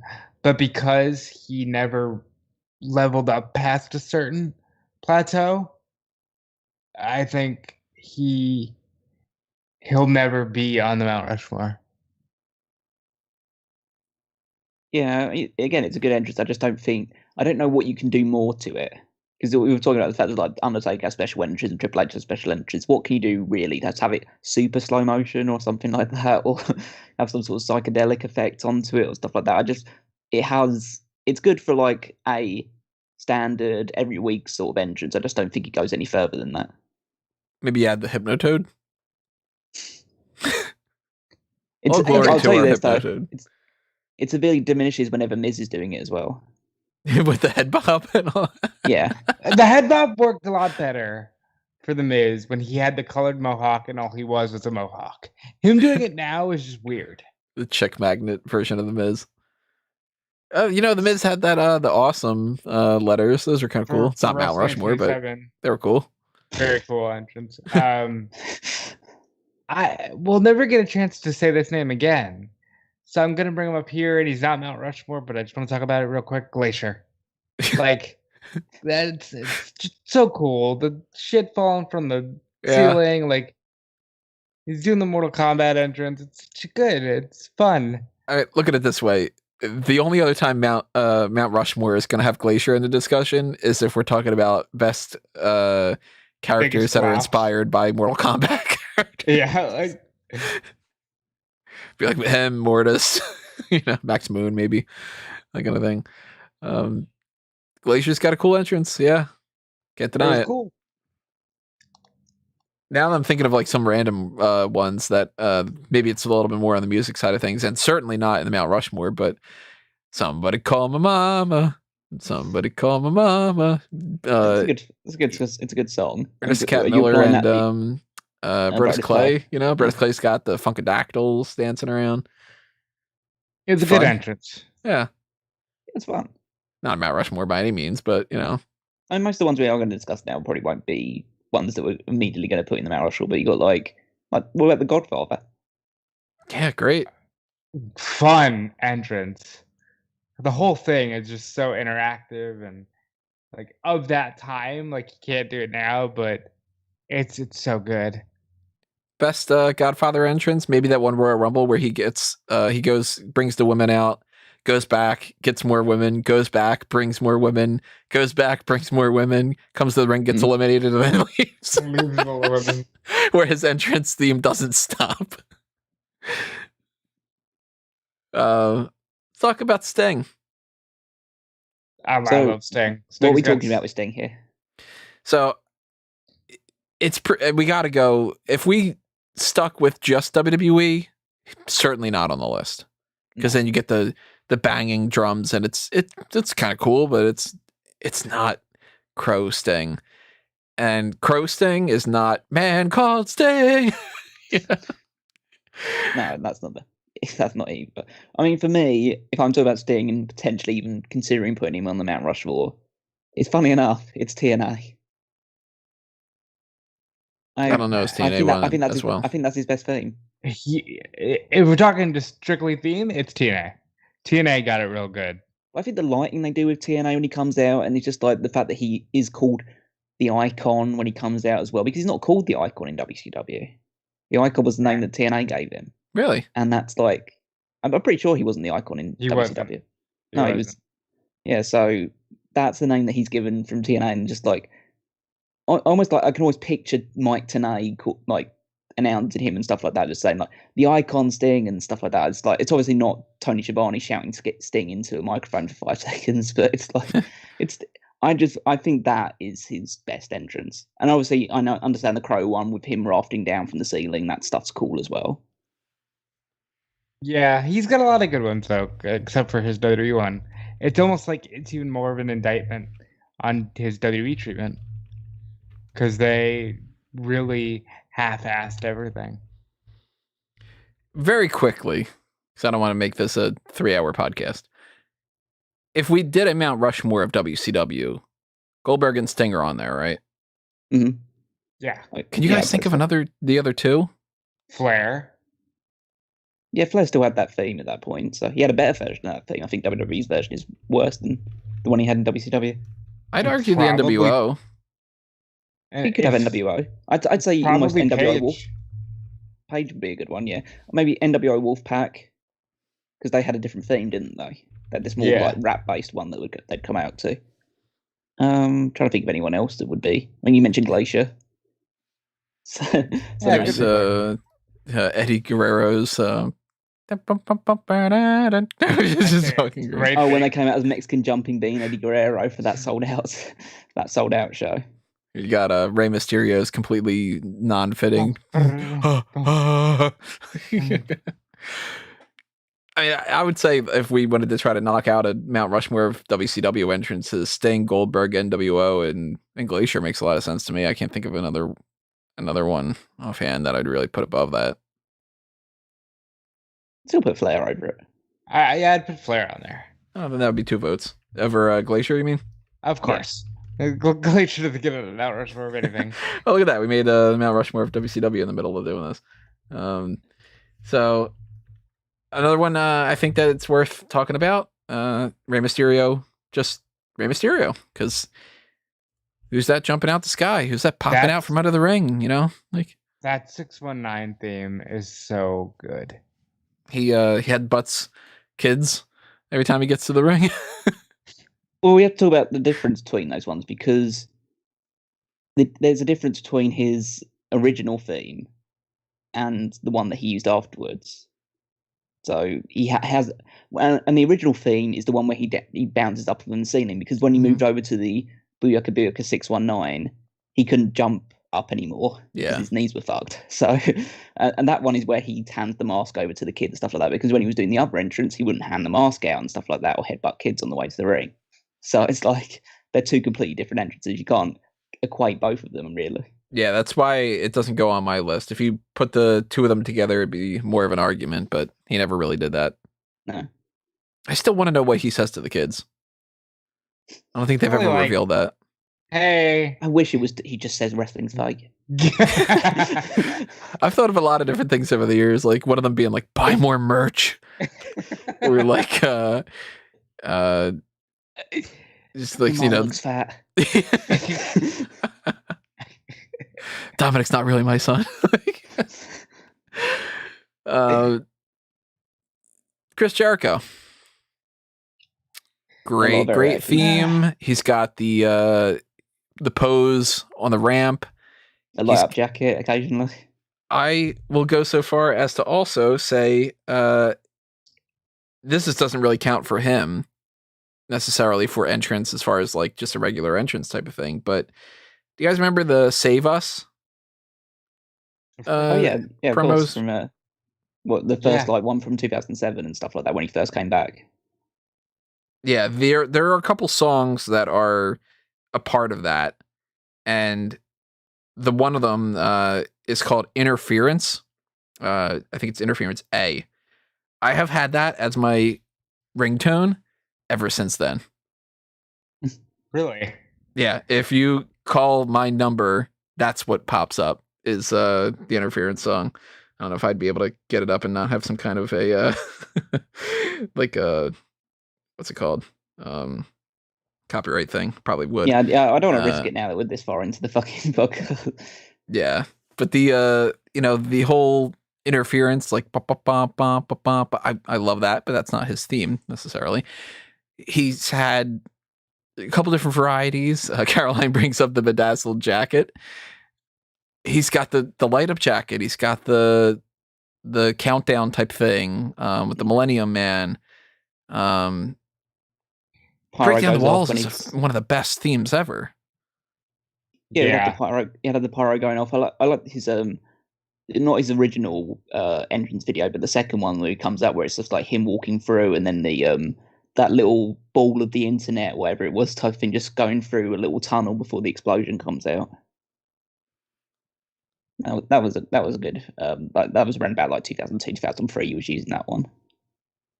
I like for that entrance. I think the one Callum just mentioned is the one I think of when I think of Y2J Jericho, and then of course I would know we're mostly sticking to WWE, but his Judas entrance has become so iconic.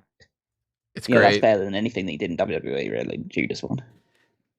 I wouldn't say it's better, but it's great. It's so good. The song's so catchy. The fact that the crowd sings along with it so passionately makes that. Yeah. I hate some of the other Inner Circle songs that they've been doing recently. That Inner Circle kind of thing. I like his mashup with MJF. I'm not a big fan of it. I'm almost upset that they're going to break up soon, so we don't get that theme anymore. But I quite like it. As mashup themes go, that's pretty good. But I mean, if we're talking about one-off entrances, the one at AEW Revolution 2020 with the choir singing him in, that's like, as a one-off one go, that's pretty high up there. Yeah. How you guys feel about Mr. McMahon? It's good. I love the story behind. Well, I don't know if this is the genuine story, but the fact that it was used as a theme for a pay-per-view. For funny enough, Royal Rumble '99, the one that is one of the worst Royal Rumbles of all time, but it's the one built around just Austin and McMahon. And I don't think before that the Vince had an entrance theme. No. And then he heard that one and went, okay, that's what I'm coming out to every single show now. It's so good, no chance in hell. And he's doing the walk. It fits his character perfectly. Yeah, it's legitimately one of the best. I don't know if I could put him on Mount Rushmore, but it's up there as far as iconic. What do we think about Shane? Not a Mount Rushmore, but another kind of iconic one. It's catchy. He's got whatever. I still don't understand what the arm thing is. Well, the dancing arm thing, yeah. Yeah, like I can get the footwork. That's kind of like a little Muhammad Ali type stuff. But the arm thing, I'm like, he's like twirling nothing. Like, it's sort of, it's catchy though. Money. I love his theme song. It's very good. I can't say anything good about Stephanie's entrance. No, neither of them are that good. It's about just Grimmer Shot again in the chat saying, do you think in 5 years we'll be doing if we did the same topic, we'd mention Jungle Boy in the conversation? I love Tarzan Boy. Tarzan Boy's great. It's made so much better when you watch AEW Dark because Taz sings along with it. So instead of just hearing the song, you hear Taz going, he's never on key or anything. It's cool that he comes up on the back of Luchasaurus too. What downside to it is you got Marco Stunt running around. I really like that. It just makes him look taller. It does make Jungle Boy look taller. It used to be a boy and his dinosaur, and you're like, oh wow, Jungle Boy's kind of short. Marcus Stunt comes in, you're like, yeah, I mean, he's not that short. It's kind of See, there's a purpose for it. Guess what it says? He just doesn't know what to do with his hands, so he just swings them for Shane McMahon. Oh yeah. Brock Lesnar. I mean, there's one thing, especially about obviously the music's powerful and impactful. I obviously love it in 2002, 2003 time where just like you would just hear Taz immediately afterwards say, "Here comes the pain." That's just I don't know whoever if he came up with that or whoever instructed him to do that, but that's again a stroke of genius. It was created for Hunter actually, and they gave it to him. He doesn't get everything. He doesn't get everything. But my favorite bit is the leap into the ring and when they used to have the pyro go off from every corner when that would happen. I wish they still did that. I mean, they still kind of do that on special occasions, but they don't do it enough. Anybody who doesn't necessarily know off the top of their head, they might recognize it from a certain GIF. You know which one I'm talking about? No, I'm blanking a little bit. There's an angle of one shot of him doing that where the pyro looks like it's coming out of his crotch. So it's like he's doing like the pulling on the ring rope and doing that, and it looks like this super powerful orgasm with pyro. Good for Brock. That's that Sable effect, am I right? The Rock was brought up in the chat. No, for me. There's one. There is one from The Rock, and there's a very definitive one for The Rock. The Hollywood one. It's Hollywood, yeah. Yeah. That's so good. The build-up is great, you know. It's so good. Oh, what do you think about the New Day? With Big Absolutely. E. Yeah, when Big E's involved and doing the thing, then yeah, it's great. I mean, I like some of their unique entrances, like the Gears of War one, the popping out of the cereal box is great. What characters were they dressed as then? Something from like Dragon Ball, I think, or something. I've never seen Dragon Ball, yeah. I love the one, again, it's not iconic, but this week they did, one of them was Sub-Zero and the other one was Scorpion. Yeah, I like that. Yeah. Kofi said the "get over here" with the Riddle's scooter. Grady in the chat says, "What about the Vaudevillains?" Yeah, you know what? Vaudevillains had a great entrance. Very, very unique. Underrated. Very cool. Yeah, I love the black and white. I love the introduction. Like they had it's like they had their own announcer, but he was a computer graphic version of it essentially. Yeah, theirs was a lot of fun. I mean, I loved shade in English, and they're kind of doing like that because there's the two versions of the theme too. There was like the menacing one, and then there was like the happy baby face one. I like them both. Oh, you know, very good. That just got me thinking about this one. He's a man, such a man. I don't think any of William Regal's ones are getting onto this one. Can't go on for entrance, but if we're talking themes, I mean, it's catchy as well. Same thing with like, I mean, obviously this is a no, but it just popped in my mind. Back in the day, I used to love the Mounties entrance because the theme is so dumb. He's the Mountie. He's handsome. He's brave. He's strong. It's the Mountie. It's like it's a good one, especially when they become the Quebecers and it's the same song except it's "We're not the Mounties." Insert the same lyrics. Val Venus was brought up in the chat. Great entrance. Catchy song. The song's good. I mean, yeah, he's got the little flourish with the towel and stuff like that, and he would always cut a promo afterwards. They'd always show a woman in the crowd being all like, like, you know. Exactly like that too. Yeah. Here's one that's definitely not on the Mount Rushmore, but it's one that I think gets an undeserved amount of hate because it's supposed to be something that annoys you. Right to censor. Yeah, it's effective. Annoying. Yeah, it's what you're supposed to, like, everyone boos it. Like, yeah, you're supposed to, and everyone thinks like, oh, this entrance music sucks. Yeah, it's supposed to suck. You're supposed to hate them. That's the point. Yeah. They're not here to be like super cool and friendly with all of you guys. They're here to make you like pissed off. I do want to bring up that Jim Johnston interview again because he actually said that was a problem he had with some of the talent where they would be like, yeah, but you see, I listen to this, and I work out to this. Can I get this? And he's like, no, because your character is this. That guy, he brought up specifically Yokozuna was like, yeah, I don't want to do the sumo thing anymore. Can I come out to hip hop? And he's like, no, you're a sumo wrestler. You're Yokozuna, dude. That's kind of the point. Love his theme too, by the way. That's a great thing. Yeah, that'd be kind of weird if Yokozuna came out and he's got the same theme that Like R-Truth's theme song. Yeah, people over there, what's up for Yokozuna? Good theme for R-Truth too, you know, good entrance. Not Mount Rushmore, but good. Grim brings up the Bushwhackers. Back in the day, that was a fun entrance. Not even that. Nah, people did that shit back in the day. Come on. It's just your arms moving up and down. It's not looking. That's simple though, and people popped for it. I know, but like, it's not Mount Rushmore, you know, but it's the type of thing that back then that was one of the more lively entrances. Guess if I was mentioning Booker T, he wants to talk about Booker T. No, no, Booker T, great theme. Spooneroonie's fantastic. He's got some pyro.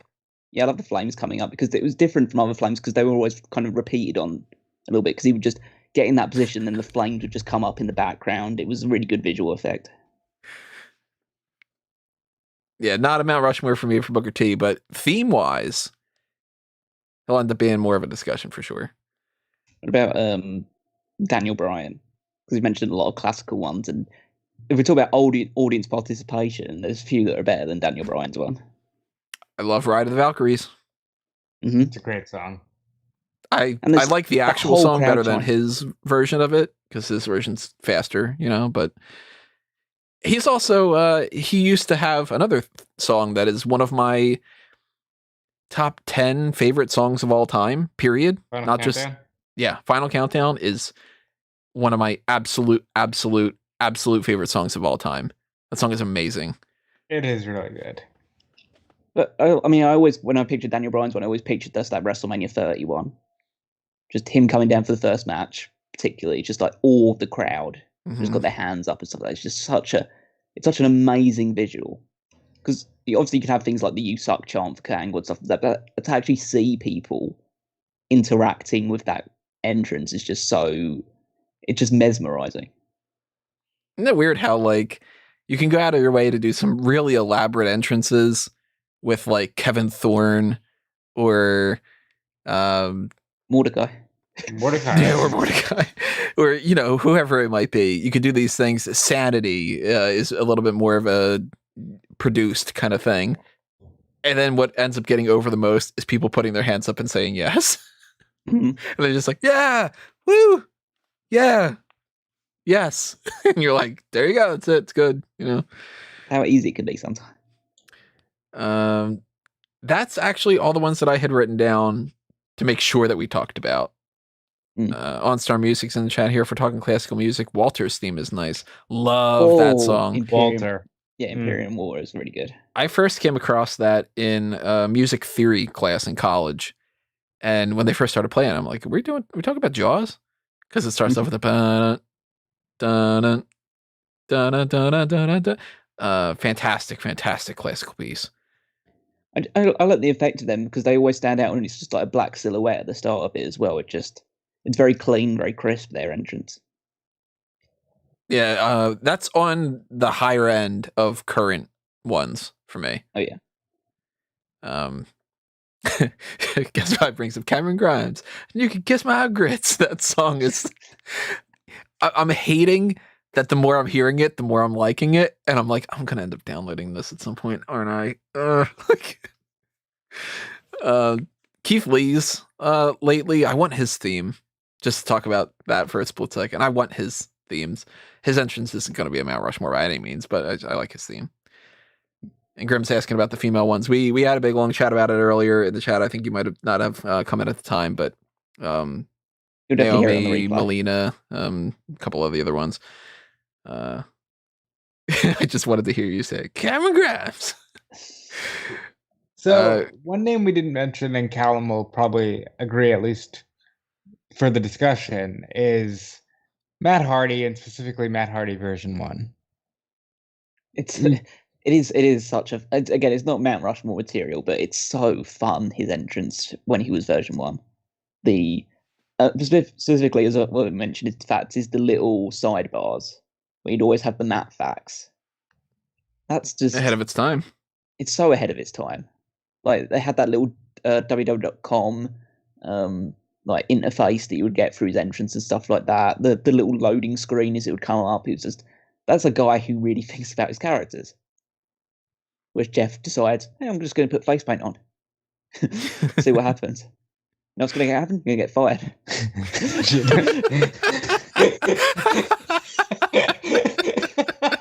I was not expecting that. To be fair, Matt would be fired a year afterwards for his own girlfriend cheating on him. God, these Hardy Boys. Good for them for having come, full circle, and they can say they're world champions. A couple people putting out their Mount Rushmores. Grim says his Mount Rushmore would be Undertaker, Triple H, Eddie Guerrero, and the Brood. Dane says Undertaker, Warrior, Stone Cold, and Chris Jericho. Yeah, I mean, there's a lot of... Yeah, there's still a lot. I mean, I kind of want to dig into some of the ones that Tony may not be as super aware of from outside of WWE, just so we can round up that before we start getting into the main discussion. But if we're looking at New Japan, I already mentioned Shinsuke Nakamura, obviously. Okada's so good. Okada has some of the greatest entrances I've ever seen, especially on Wrestle Kingdom. Like the ones where he's, I mean, as soon as you hear that coin flip, it's just like you're in for a banger match. So you just like have to. I wanted to hear that at AEW, and I knew that was never going to happen, or it may not happen like for a long time. But I'm waiting for the moment that I hear that coin flip, and an AEW show, and I'll just lose my mind. Other ones for that, Tetsuya Naito has an interesting entrance in that he comes fully dressed in a suit for big matches, and you just have to wait for 5 minutes before the match starts for him to take the suit off really, really slowly and deliberately. I like his theme a lot. I have that downloaded in my collection. Stardust, I think it's Stardust Genius. Stardust something, yeah. Yeah. And then, there was another one they had, Minoru Suzuki, of course. Yeah, well, yeah. Like, Kaze ni Nare. Kaze ni Nare is one of the best theme songs. It's got all the fan participation.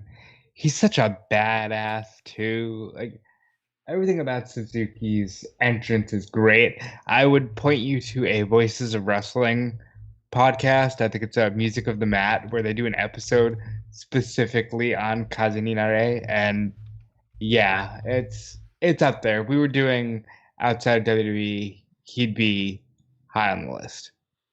So I obviously can't chime in about New Japan since I've only watched a couple Wrestle Kingdoms. I think maybe 3 of them, maybe not even 3 of them in total. Maybe that's something I'll do a little bit more research, and we'll do like a definitive Mount Rushmore of New Japan entrances at some point. Japan entrances. I can show you loads of them. I've always wanted to do a game on either like play the game or anything like that. But obviously, I know that we wouldn't be able to do it on the main show because it'd be copyright striked. But I wanted to do something along the lines of New Japan theme or anime theme. Oh, that would be a fantastic Darkcast.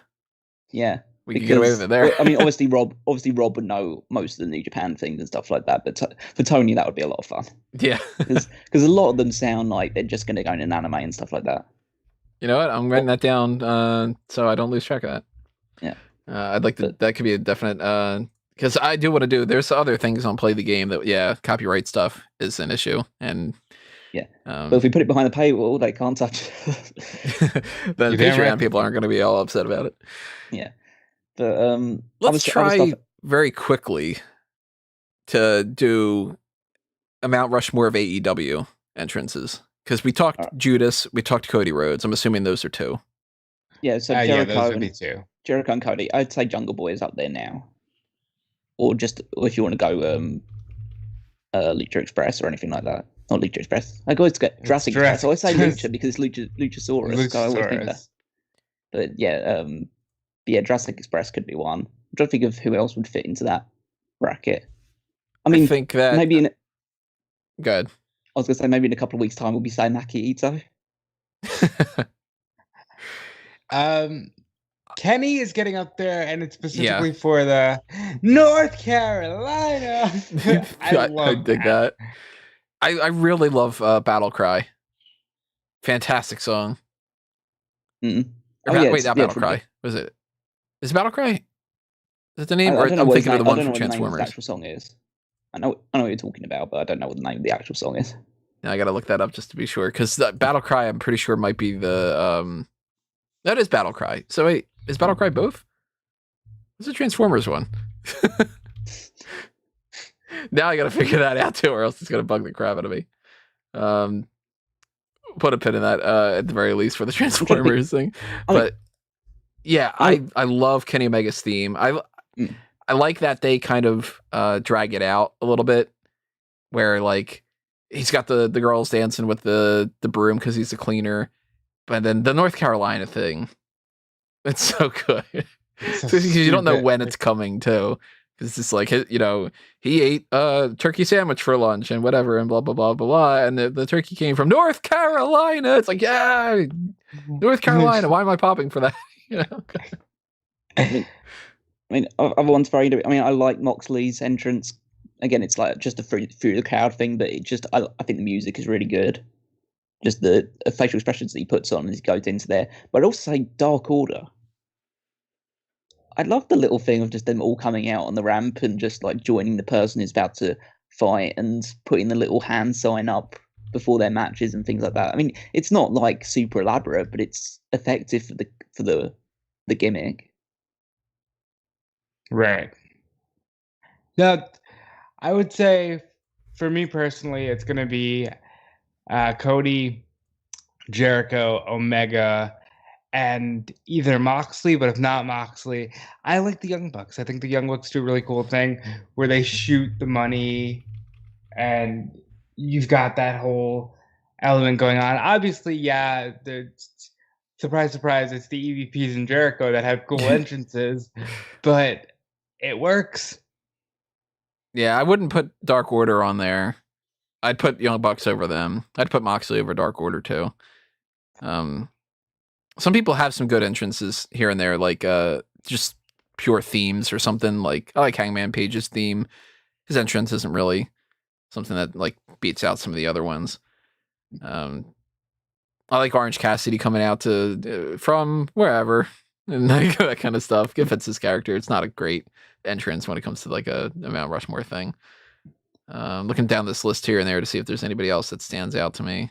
We haven't obviously seen some of them. Like we don't know what Paul White's is going to be, or I already don't like his entrance theme, and his Tron is very basic. I don't know why it's a bunch of buildings and it's just his name across the buildings. I don't get it, but he's tall.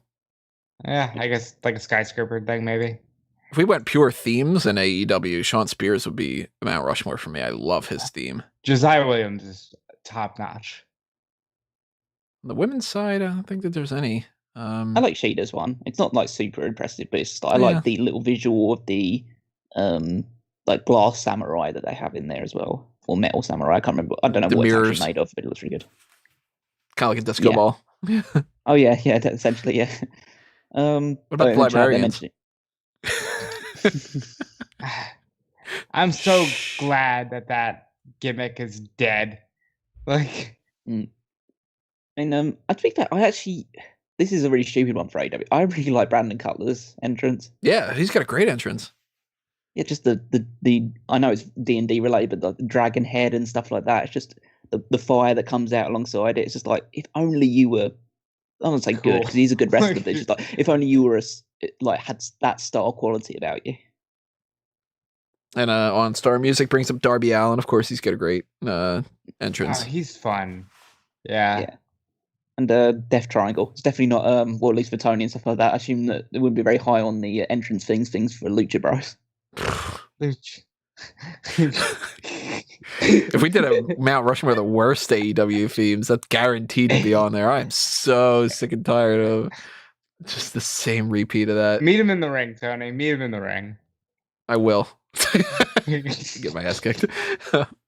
Yeah, not into that. There's a couple themes from AEW that just repeat themselves like that I don't like.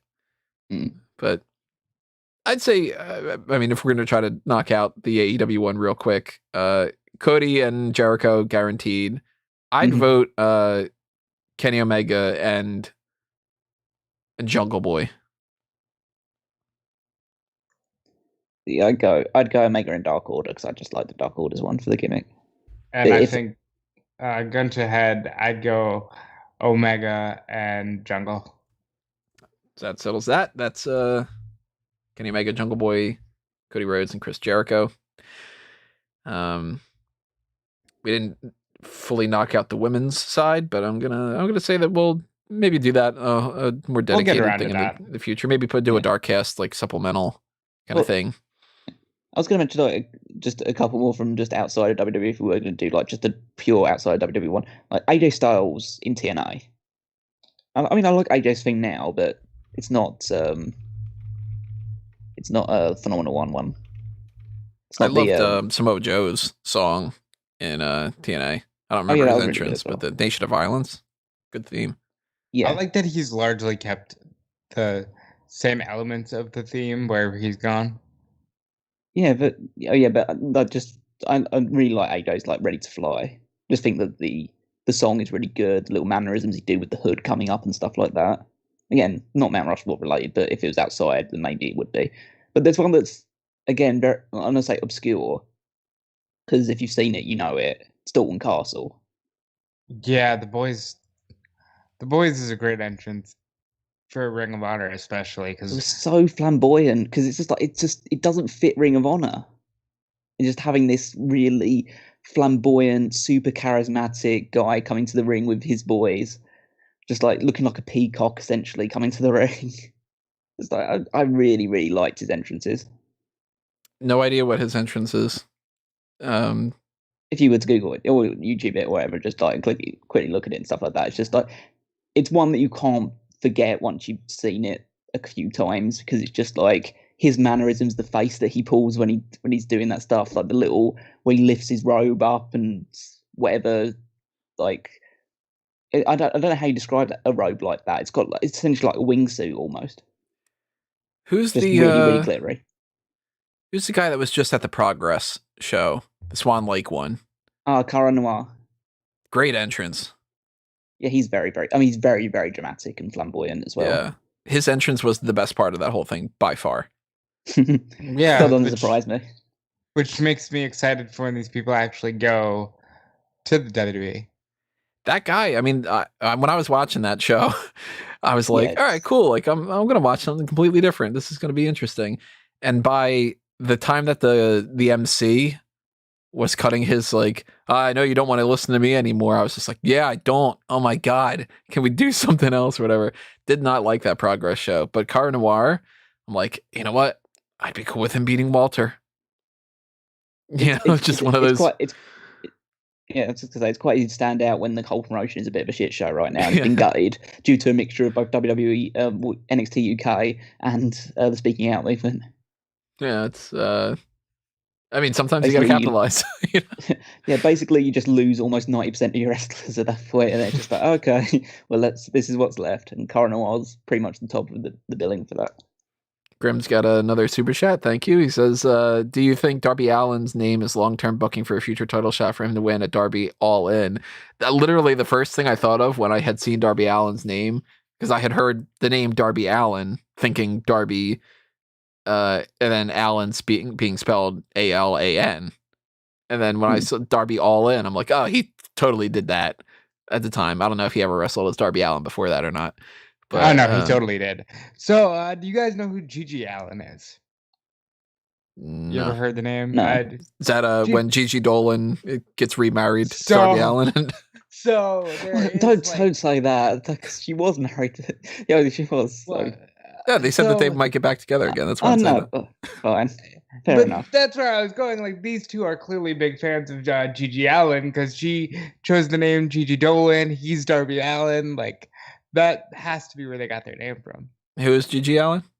He's a musical performer. He's a bit on the crass side of things. So look him up when you get the chance. But I would say look him up incognito.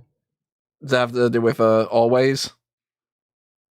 kind of has to do with like, you guys know who Guar is? Nope. You're really Yeah, okay. like stretching our thing. Okay, yeah, I'm really off base for you guys. So carry on. This type of thing that like I'm gonna find only on 4chan or like. Perhaps. All right. Well, maybe we'll do a live reaction to that at some point. I don't know. Donate to the Patreon, everybody. Which, if you're enjoying this, by the way, the Patreon, different tiers for different things. We've mentioned a couple times here the dark casts. I've mentioned in the past, if we get 10 people to do the $5 tier, I'm gonna change the dark cast tier from the $10 tier to the $5 one. So help support the channel, help us grow. Even $1 is something that goes a long way, especially the more people that donate the buck. And I think that the amount of podcasts that we give you guys each and every week / month, think about it this way: if it's $5.99 for what you're going to get at Peacock, you're going to see what you're going to get when it comes to Peacock. Like $1 a month is worth it when it comes to Smark Moment. So we got an AEW one out of the way. We got potentially 2 out of the 4 with the women. Do you guys want to try to maybe knock out the women one just for the sake of it? I mean, it's Naomi, obviously. Melina, I think, should be on it. I would say out of the other ones, I'm trying to think. I really like Bailey's inflatable. I could see Bailey being on there. Treatment. I'd give another vote to Bailey. And then there's a toss up between people like there's Sasha, there's Charlotte, there's trying to think of. I mean, I liked Victoria's one, but that's mainly just theme related. You could put Trish in there, but again, I think that's more theme related. Chyna's obviously high up there because of the pyro show that she'd put on and stuff like that. I mean, if it's my vote, I'd probably give it to Chyna. I would say Bailey, Sasha, Chyna, because I do like the flare gun, and probably Melina. So you're ridding Naomi from it entirely. Like, if it's a personal one, it's hard because that I'd probably bump Melina for Naomi, but it's definitely Bailey, Sasha, Chyna. I'd put up there. I'll toss this out there because this doesn't have to be WWE. Beautiful people. No. Because you might as well just put Stacey Keebler for that as well. Yeah, and she's got legs. Okay, so I mean, that's better. I don't think a top entrance is a woman rubbing her vagina on a middle rope. Essentially, that's not like all-time Mount Rushmore material in my mind. Although credit to Taz because he added to that entrance with the "Let the pigeons loose." I don't know what he means by that. Yeah, I don't know. It doesn't matter. He's letting them loose. I don't know. I would legitimately think that that's worth. Of course you would. I mean, like, because that's what they're there for. Was their entrance? No, they were there No, just they because they were could good looking wrestle. anyway. It wasn't just the entrance. I mean, their entrance was a bonus, but I mean, if I was going for like a TNA based women's bonus, entrance, if I was going for a TNA based women's entrance, it's the Dollhouse. Dollhouse was fun. Don't even know Dollhouse it. was a really good entrance. That was definitely. That's probably like, when you stopped watching. It was about like, what was it, 2015, 2016? Let's be fair, I never really watched MTNA to begin with. No. That was like more than casual than I even was with WCW back in the day when I couldn't watch, you know. I mean I'd also had like what's the Brooke Tessmacher as well into that. To be fair, Tara, whenever she was in a tag team, she'd always kiss the girl at the top of the thing as well. So if you really want to go on the TNA side of TNA, then you could basically say Tara add partner, and that's basically fine. Well, so I guess we would all potentially agree on Naomi, Melina, and Bailey. Well, Rob doesn't want that. He Rob wants doesn't have either Bailey Naomi on or Melina. He wants Sasha on there, and I don't want to put. I wouldn't put Sasha on it. Sasha's fine. But yeah, that's fine. I'd put Naomi on there in place of Melina, but I wouldn't I wouldn't budge on Sasha. Surprise, surprise. So Naomi and Melina guarantees, and then 2 votes for Bailey. And so where were these other ones? Sasha, Chyna. I would put Chyna as my extra one. Chyna, I had a vote for Chyna. All right, so 2 votes for Chyna then, and 2 votes for Bailey. So then, There you go. Chyna, Bailey, Melina, and Naomi. There you go. All right, did Mount Rushmore women. Now we got the even harder discussion. Yeah, I mean, I don't know how much I want to like fight on this one because we spoke about so many. It's so down to personal taste, these ones. So I'm gonna give you guys a list in the chat on Skype, and I'm gonna give you guys of the 60 names that we've got written. Here's in the live chat, which that did not paste correctly. Sorry about that. I guess you can't do enter breaks on there. This is what we're working with as far as the ones that we kind of said put a pin in them. We got Undertaker is like locked pretty much. We got Triple H, DX, Kane, Ultimate Warrior, Goldust, Goldberg, Goldust and Goldberg, Bergdust, Batista, Edge, The Brood, Bray Wyatt, and Sandman. So that we could very easily do an A and a B tier, maybe even a C tier, depending on if we have just enough. I think we might just have enough for a C tier. Okay, so I don't think, based on you two, there's any reason to argue against Triple H being put on it. Oh yeah, Triple H has to go on it for me. I wouldn't guarantee that I would cast my vote. Okay, I mean, I think Triple H is definitely a high contender for it. Yeah. I think out of all of those ones, the two that stand out most to me are Goldust and Goldberg. Goldberg is guaranteed to get my vote. I've got out of those ones, Goldust would be my guaranteed one, and then Rob's one would probably be Triple H out of those ones. My guarantee is Triple H. So let's put. I mean those... it's where we go with those sort of things. Like I would second Goldberg. So I'd give it that. I'd put Goldberg on there as well. Goldberg is 3 for Goldberg then. 3 for Goldberg, 3 for Undertaker. And what about Goldust? Weigh in the chat as well for any of the live chat people too. Just absolutely. It might influence our opinions. Mm-hmm. Before getting into Goldust or Triple H, I'm gonna say I can't imagine voting Ultimate Warrior. I'm very hesitant to ever vote for the Ultimate Warrior as we know. So I'd be totally fine with him being left out of it. Even if he deserved it, I'd be totally fine with leaving him out. I'd go so far as to also say I think I'd bump Edge off this to probably the C tier. I could see him being B, but I wouldn't put him in the C tier. I'd put him B maybe. Yeah, I could see him being B, but I wouldn't put him on the A1 at this point. I'd also rule out for the A tier of this. I think I'd probably rule out Sandman.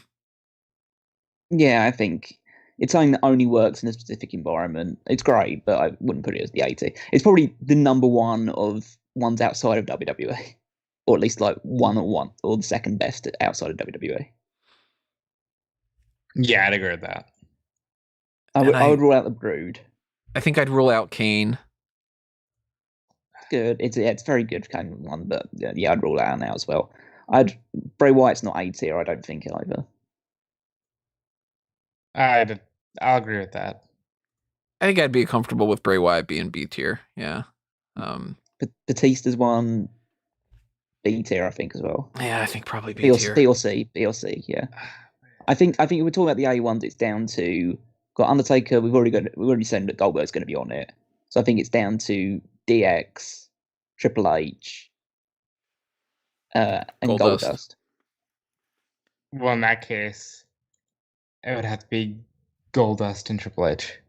I would second Goldust and Triple H as well. I'd be okay with that. Yeah. All right. A tier: Undertaker, Goldberg, Triple H, Goldust. B tier: DX. I'd put DX B tier. Yeah. I'd say DX. I'd say Bray Wyatt's B tier out of those ones. I'd go DX, Bray Wyatt, Batista, and the Brood. I'd go Edge over the Brood. Your call, Rob. Edge or Brood, or make an argument for someone else? Kane or Sandman or Warrior. I'd go Edge. It's not close. I'd go Edge. All right, so then Edge gets 2 votes there. So then C tier becomes Kane, the Brood, Sandman, and Ultimate Warrior. That sounds good to me. That's very good. Guess 5 is Taker, Triple H, Batista, and Goldberg. So swapping Goldust and Batista from that. I know what I love most about it is just that Raw one in particular, just that the Goldust is there. It just deserves to be. feels like, yeah, he just feels like because the other ones are just like they're just.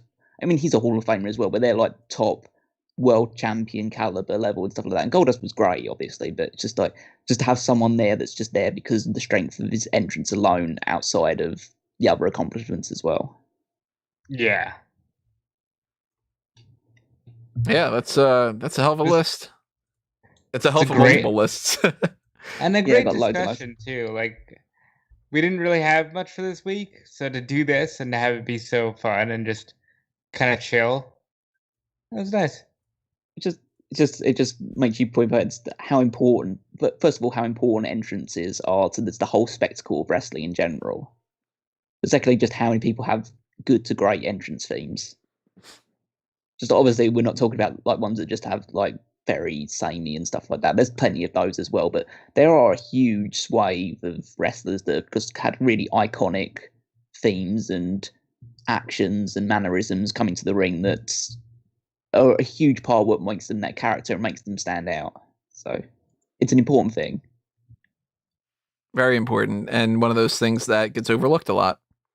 Especially now. Like, I made the joke earlier about like Buddy Murphy, but he's a dubstep theme. Did anybody know why? Like, anybody know what Buddy Murphy is outside of he's a wrestler, he's here, he points. You know, like I miss good entrances and good entrance themes. He's a jilted lover with the Seth Rollins thing. I guess feel like he's gonna. I feel like he's gonna move from that gimmick. He's gonna start chasing Alexa Bliss around soon. We'll see. So we didn't obviously do the Mount Rushmore of pure just entrance music, which we'll do another time.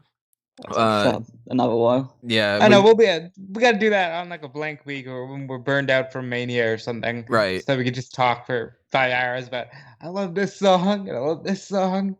We didn't do the worst entrances, which I think is a whole nother discussion, because then that could be a kind of long one on its own. We're already at 2 hours, and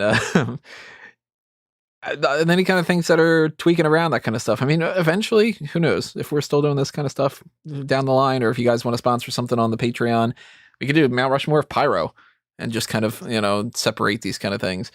There's like kind of an endless supply of Mount Rushmore topics that we could do. It's one of the better things that we've got going on here for the different gimmicks that I like a whole lot to do. And, you know what, Tony? You said you don't like country music, and I won't have you besmirched with My Baby Tonight that way, okay? Now that is a great one. Yeah, that's right. Spend my days. Depends on who's singing it, though. Is it Double J or is it Double J? Definitely Double J. That guy's good. Double J, though, I don't know. It's a little bit dicey. Yeah, so patreon.com/smarkoutmoment. Check that out if you want to sponsor any of those kind of things to make sure that we do them and not waiting to see if we get around to it at any point. Donate $1. Donate to the Darkcast tier to take advantage of how we might do maybe when we do one of those on the Darkcast, just to kind of be like, hey, check that out over there. Who knows? Obviously, if you're not subscribed to this channel, go ahead and do that. Ring that little notification bell as well, because we just decided to kind of do this one live out of nowhere. And we've been doing some of the pay-per-view points of the post shows live, and I'm thinking about doing a lot more of these live. I like that we were doing this a live discussion instead of just knocking it out and then putting up ahead of time. So if you are enjoying the live ones and you want us to do more of those, let me know, and hit the like button as well. That'll definitely let me know that you guys are really enjoying this. Hit the share button as well if you think about anybody who might want to check this out, and drop a comment below. Tell us your thoughts on our Mount Rushmore lists. Our 1, 2, 3, 4, 5, 6 that we did for this one. Yeah, we did 6 of them in this edition. So you're getting a lot packed in there. And that's why you got to donate to the Patreon. Look at the content that we could provide you if we didn't have to do this. We didn't have to work. Imagine if I could take the time out to not have to write up the articles about what's happening on Main Event, and going through for 2.5 hours about what's happening on AEW Dark, and I could dedicate that time towards trying to figure out a way to give us like a super long, fun edition of Play the Game or something, So you hit that up, you donate more to that, and I can dedicate more time to that, and then we can have more fun. And fun's fun. It's good. I like it. That kind of wraps up the Mount Rushmore, but we have some other things we want to tell you guys about. One of them being the Smark Madness tournament that's going on right now. That is going to switch over to round 1 very soon. I don't remember if I'm doing that on Thursdays or Fridays. I have to double check. So either today or tomorrow was the last time that you can vote on the second part of the qualifying round to determine who ends up being in the 32 of this, what ends up being in the 32 for the best pay-per-view names of all time in WWE history. That is going to round itself out, and the bracket will be seeded and randomized and everything that goes along with that, either tonight or tomorrow. I'm pretty sure that it's Fridays, but I don't know 100%. I know Fridays at the very least is going to be the next episode of A Review to a Kill on fanboysanonymous.com. So check that out on fanboysanonymous.com and follow all the things over on the Blue brand. Follow the Facebook, the Twitter, subscribe to that YouTube channel, ring that little notification bell. Check out the WandaVision review that Rob and I just did the other day. Which is also just a scatterbrained conversation. Yeah, it's like 3 a.m. I think when we're done that. Yeah. I know that coming up soon, there's going to be some other movies and everything, like Zack Snyder's Justice League. We're going to do our first impressions of Falcon and the Winter Soldier. We've got Godzilla vs. Kong. We've got the Invincible show on Amazon Prime. When the hell's Mortal Kombat coming out? It's April, I think, or something. So we got plenty of movie stuff happening over there. It's a good year for fanboys. Fanboys is, it's because I got to a point where last year I didn't do much of it, and I'm like, screw it, I'm doing it. This year's for fun, like that kind of thing. So head up to Patreon for that too, if you want to do anything in particular. You want us to do a fan tracks or something.